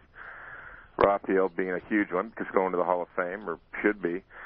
But that may stop him. Who knows? The writers may say, when he retires in a year or so, they may say, hey, Rafi, you cheated all your career. But I don't think you can go back to the early 1990s and detect what he did then versus now. It seems like I don't think the records are going to change. A few people were saying that with, every X amount of years, baseball seems to have one thing that will kind of, crop up. And that if you, like you're saying with steroids, will people, if they don't stop, crack down on it, do you think that there's, like for long-term repercussions, or is it just, something that's probably, not going to go in that direction? You mean as far as the dangers of it? Yeah, well, no, with fans. No, you know what? Fans that call in to Rob Dibble and our show in the afternoon, they're upset about it. Most of the parents that call in or men that will call in that have 12-year-old sons are concerned, but they're educating their kids on it. So the one good thing about all this negativity is we're all getting educated on it. People don't really know enough about it. I mean, steroids were legal in the United States until 1991. So even when Jose Canseco did it in the 80s, not only was it legal in baseball, it was legal in the United States. Well, you know, since that I mean, Arnold Schwarzenegger, the governor out here in California, is admitted steroid user, and it was all legal when he was doing it. So that doesn't make it right now. We found out that Lyle Alzado, and it enlarges your heart. It creates heart attacks. It makes you impotent. I mean, it does a lot of things that later on in your life that can shorten your life. So do you think that explains why Palmero's doing Viagra commercials? Well, I mean, you know, he was somebody doing called steroids. us and said that one time. I said, we can't go there on our show, and I don't know that we want to go there. It came out in the paper that Jose's wife said that Jose had, like, non-existent balls. Oh. That's what Jose said. Jose came on our show and said that. Oh, he said the same thing? Yes, he did. He came on our show the day his book came out in February, the day we launched, actually, and he was in studio out here in L.A. where I live for an hour. Jose lives right down the street from me, not too far away, and we're good friends. I've known him for years, and I don't agree with the tell-all book what he did, but you know, I'll tell you one thing about Jose. I've never known him to be a liar. He's never been a liar to me. So he said that. He said it didn't affect anything else at all. He said if anything, it made it better, but it definitely shrunk other parts of his anatomy for sure. Wow, that's a fact. So the long-term repercussions for fans, though, you know, you get through it. It's like every era. I mean, you had the gambling era, the 1920s, when the World Series was fixed, and fans got past that, and you know, laws were passed in baseball, no gambling, and you go into every major league clubhouse. I mean, myself having been there for a lot of years, that's the first thing you see in every clubhouse is about the perils of gambling. You're not allowed to do it, and you're not allowed to gamble on baseball and this and that. Now you're going to see the same thing with steroids. So, you know, I say steroids for everyone. I love seeing someone hit 80 homers a year. Well, it makes it very exciting. I think you probably appreciate, I can't speak for you, but I think baseball fans in general will appreciate the guys right now that are doing it and doing it legitimately and appreciate that talent even more. I mean, Adam Dunn with the Cincinnati Reds is a guy that's, you know, 6'7" and whatever, 260 pounds, and he's going to hit 50 home runs every year. And if he ever gets into the 60 mark or more, I have a pretty good idea it's going to be legitimately. You know, that's the problem. When you see those records that were broken in 1998 and just shattered, going back to Roger Maris in 1961 with the Yankees, it was not just one guy getting close. I mean, there were several guys hitting, you know, 55 home runs, 58, 60, 65 home runs. Then, you know, you had a pretty good idea if something else was going on for that to happen. All right, we got a final question here from one of the lovely dancers. All right. Kevin, it's actually a compliment. I'm looking here at your book, you know. Very nice, congratulations. Thank you very much. You're a sexy, hot man. I'm going to spank you when you come to the club. I'm coming. That's why I asked where it was. And you got to come. Let me know, for sure. Yeah, it's the Penthouse Executive Club, 45th Street, corner of 11th Avenue. Well, when I get to town, I mean, that's the thing I always love when the Yankees are in the playoffs and in the World Series, because I love New York, and I do have a lot of Yankee friends now. A lot of the guys on the team are friends of mine because I've covered them so much. I managed against Derek Jeter, and I know Derek really, really well, and I'm sure he's... Bring them too. Yeah, bring them to the club. What's better than steak and hoo-ha, Kevin? Come on. Kevin tells me you won't be through New York this year. I'm looking forward to that. But the Yankees have to get the World Series. Yeah, exactly. Yeah. But thank you for the compliment. I appreciate that. All right, it's Kevin Kennedy, everyone. He does a show with Rob Dibble on XM 175 Home Plate. You're on later on today, right? Yeah, at 12 o'clock our time out here in L.A. Absolutely. All right. All right, man. Good talking to you guys. Look forward to seeing you. Thank you, Kevin. We appreciate it. And the ladies as well. Thank you. All right. There he goes, Kevin Kennedy. And we also want to thank the ladies for stopping by. Oh, yeah. Where are the ladies going? Yeah, where are you guys going? Nowhere. We're right here. Okay, they'll be hanging. So we'll take a break and we'll continue. Right. I can't find a bra that will holster my massive hooters. I'm very proud of my big toe. Thank God for Whippamow Wednesday. Someone get in the best, the best, the best, the best of you. If someone get in the best, the best, the best, the best of you. Has someone made you the face? It's real, the pain you feel. You trust, you must confess. If someone get in the best, the right, that was a lot of fun. Chicks. The girls were really hot, but the slacks thing was a little weird. Yeah. Is that the new dress code or something? I don't know. He's wearing slacks. I've given up. You've given up? Why, Jimmy? What's wrong? Hot pants. Let's just bring trannies in one time. Can we do that? Can we bring a few trannies in? At least they're fucking go-getters. That's over the line. It's not. They're go-getters. Jimmy, what's wrong, Jimmy? Nothing. Jimmy's sad. Jimmy's disappointed. I'm not. Yes, Hey, you like are. seeing a little more. Who doesn't? I know I'm doing my monologue today in class. I just know that's going to be an abomination. What are you doing? Just in your acting class, Jimmy? Yeah, I didn't want to go, man. Fucking. Is that your dialogue? Tomorrow, yeah. Let me see. You want to try it on the show? No. It's actually not that badly written. It's not funny, but it's not that bad. Who are you? Jennifer? No, I'm not Jennifer. You're Robbie? No. Who are you? It's from a horrible show called It's Like You Know, which was canceled. The monologue's good, though. It's about L.A. was trying to somehow justify its own awfulness in a sitcom, which didn't work, of course. Is that Robbie, the highlighted stuff? Yes. You got to do? Yes. Wow, it's a nice long little Yeah. Well, believe me, I'll stretch fucking of, completely butcher it. How do you do this? Let me tell you something, Arthur. Let me tell you something, Arthur. You're not going to last 2 months. You're going to last a lot longer. Fucking stiff. I'll move my hand awkwardly and fucking like a GoBot. How do you act? Exactly. It's gonna be the hardest thing. That's what everybody thinks when they see me. Let me tell you something, Arthur. You're not going to last 2 months. Adam's a fine actor. You know. Yeah, Adam can act. Sure. I saw you playing that kid toucher in that, what was little that, Law and baby Order? toucher, the Law and Order, yeah, the filthy pedophile. You said a documentary. So you're playing that kid toucher in my They're apartment. The girls are saying goodbye to you guys. In their special way. There they See, go. now why didn't you do that when you were in The here? one licks right by the nipple, but not actually. Yeah. It was still good, Jimmy. It was No, all right. you know what? No, Jimmy's Wasn't. right. It was like, don't They even were hitting, take me half the way there. I can't. They were hitting doubles for us. That's okay. Doubles. Nah. You know, every once in a while we get girls come in here and they hit the home runs, but they were hitting some nice doubles. I just want They you did to okay. all topless in thongs. I would have been cool with that. Make an effort. They What? made a fine effort. Nah. After your big monologue there, the character Arthur spits out his sandwich and goes, "Oh, there's mayonnaise on this pastrami." Waka waka. Yeah, that was L.A. trying to justify L.A. and like make light of L.A. and New Yorkers' perceptions of L.A., which are accurate.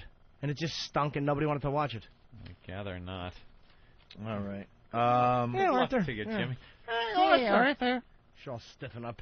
You notice the energy has... It was down when they came in. No, the energy is now down on the show because the film crew left. Oh, yeah. The girls Now with we them. can be all in their like, slacks. yeah, Good luck splicing something together out of that. There was a film crew here all day. Could they have given us a little bit of notice? I thought it went fine. It was I think fine. we passed the audition for Yeah. what they're looking for. Really? I think so, yeah. Just what? A bunch of men with, a couple of chicks who wear slacks? Slacks. Fucking awful. Where are the hot pants? We're going to do a wax contest. How about a chick who will blow somebody? That would be lovely. That's a good one. You fucking pixelate my lap.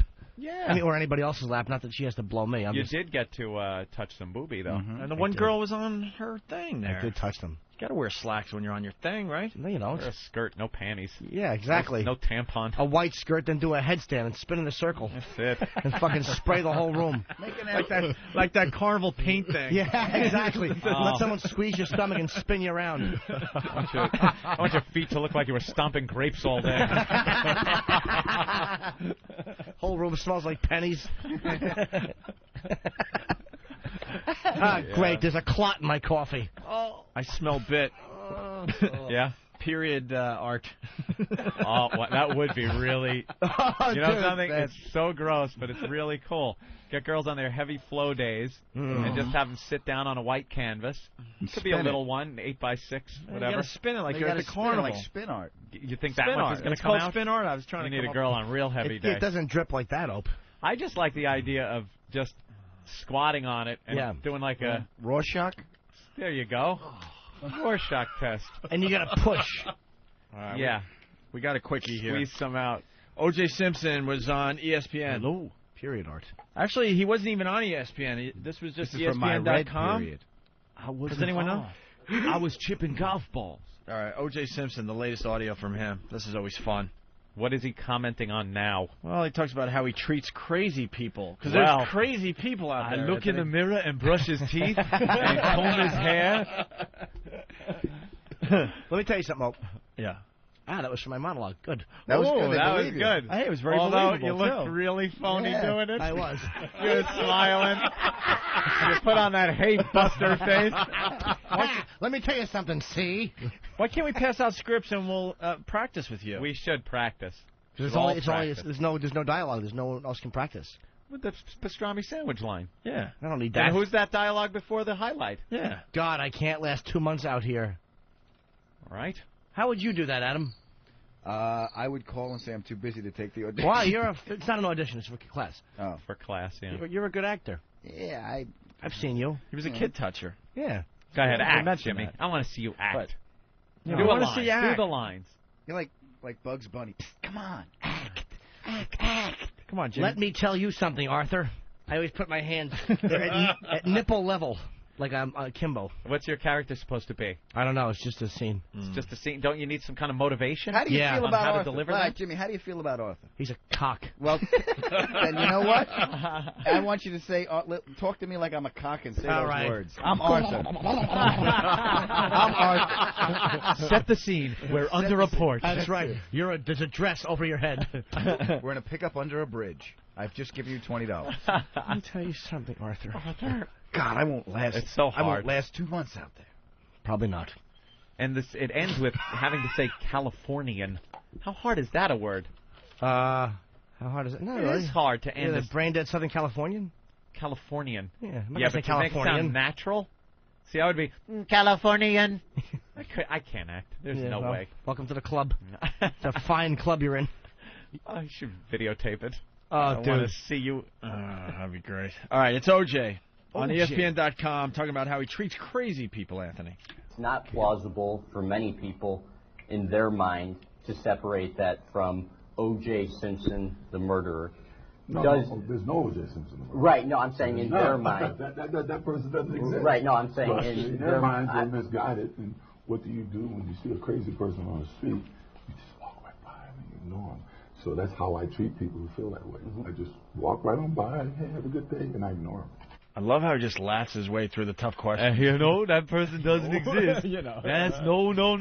O.J. the murderer. No, there ain't no O.J. the murderer. I saw O.J. Simpson New Year's Day, the morning in Miami.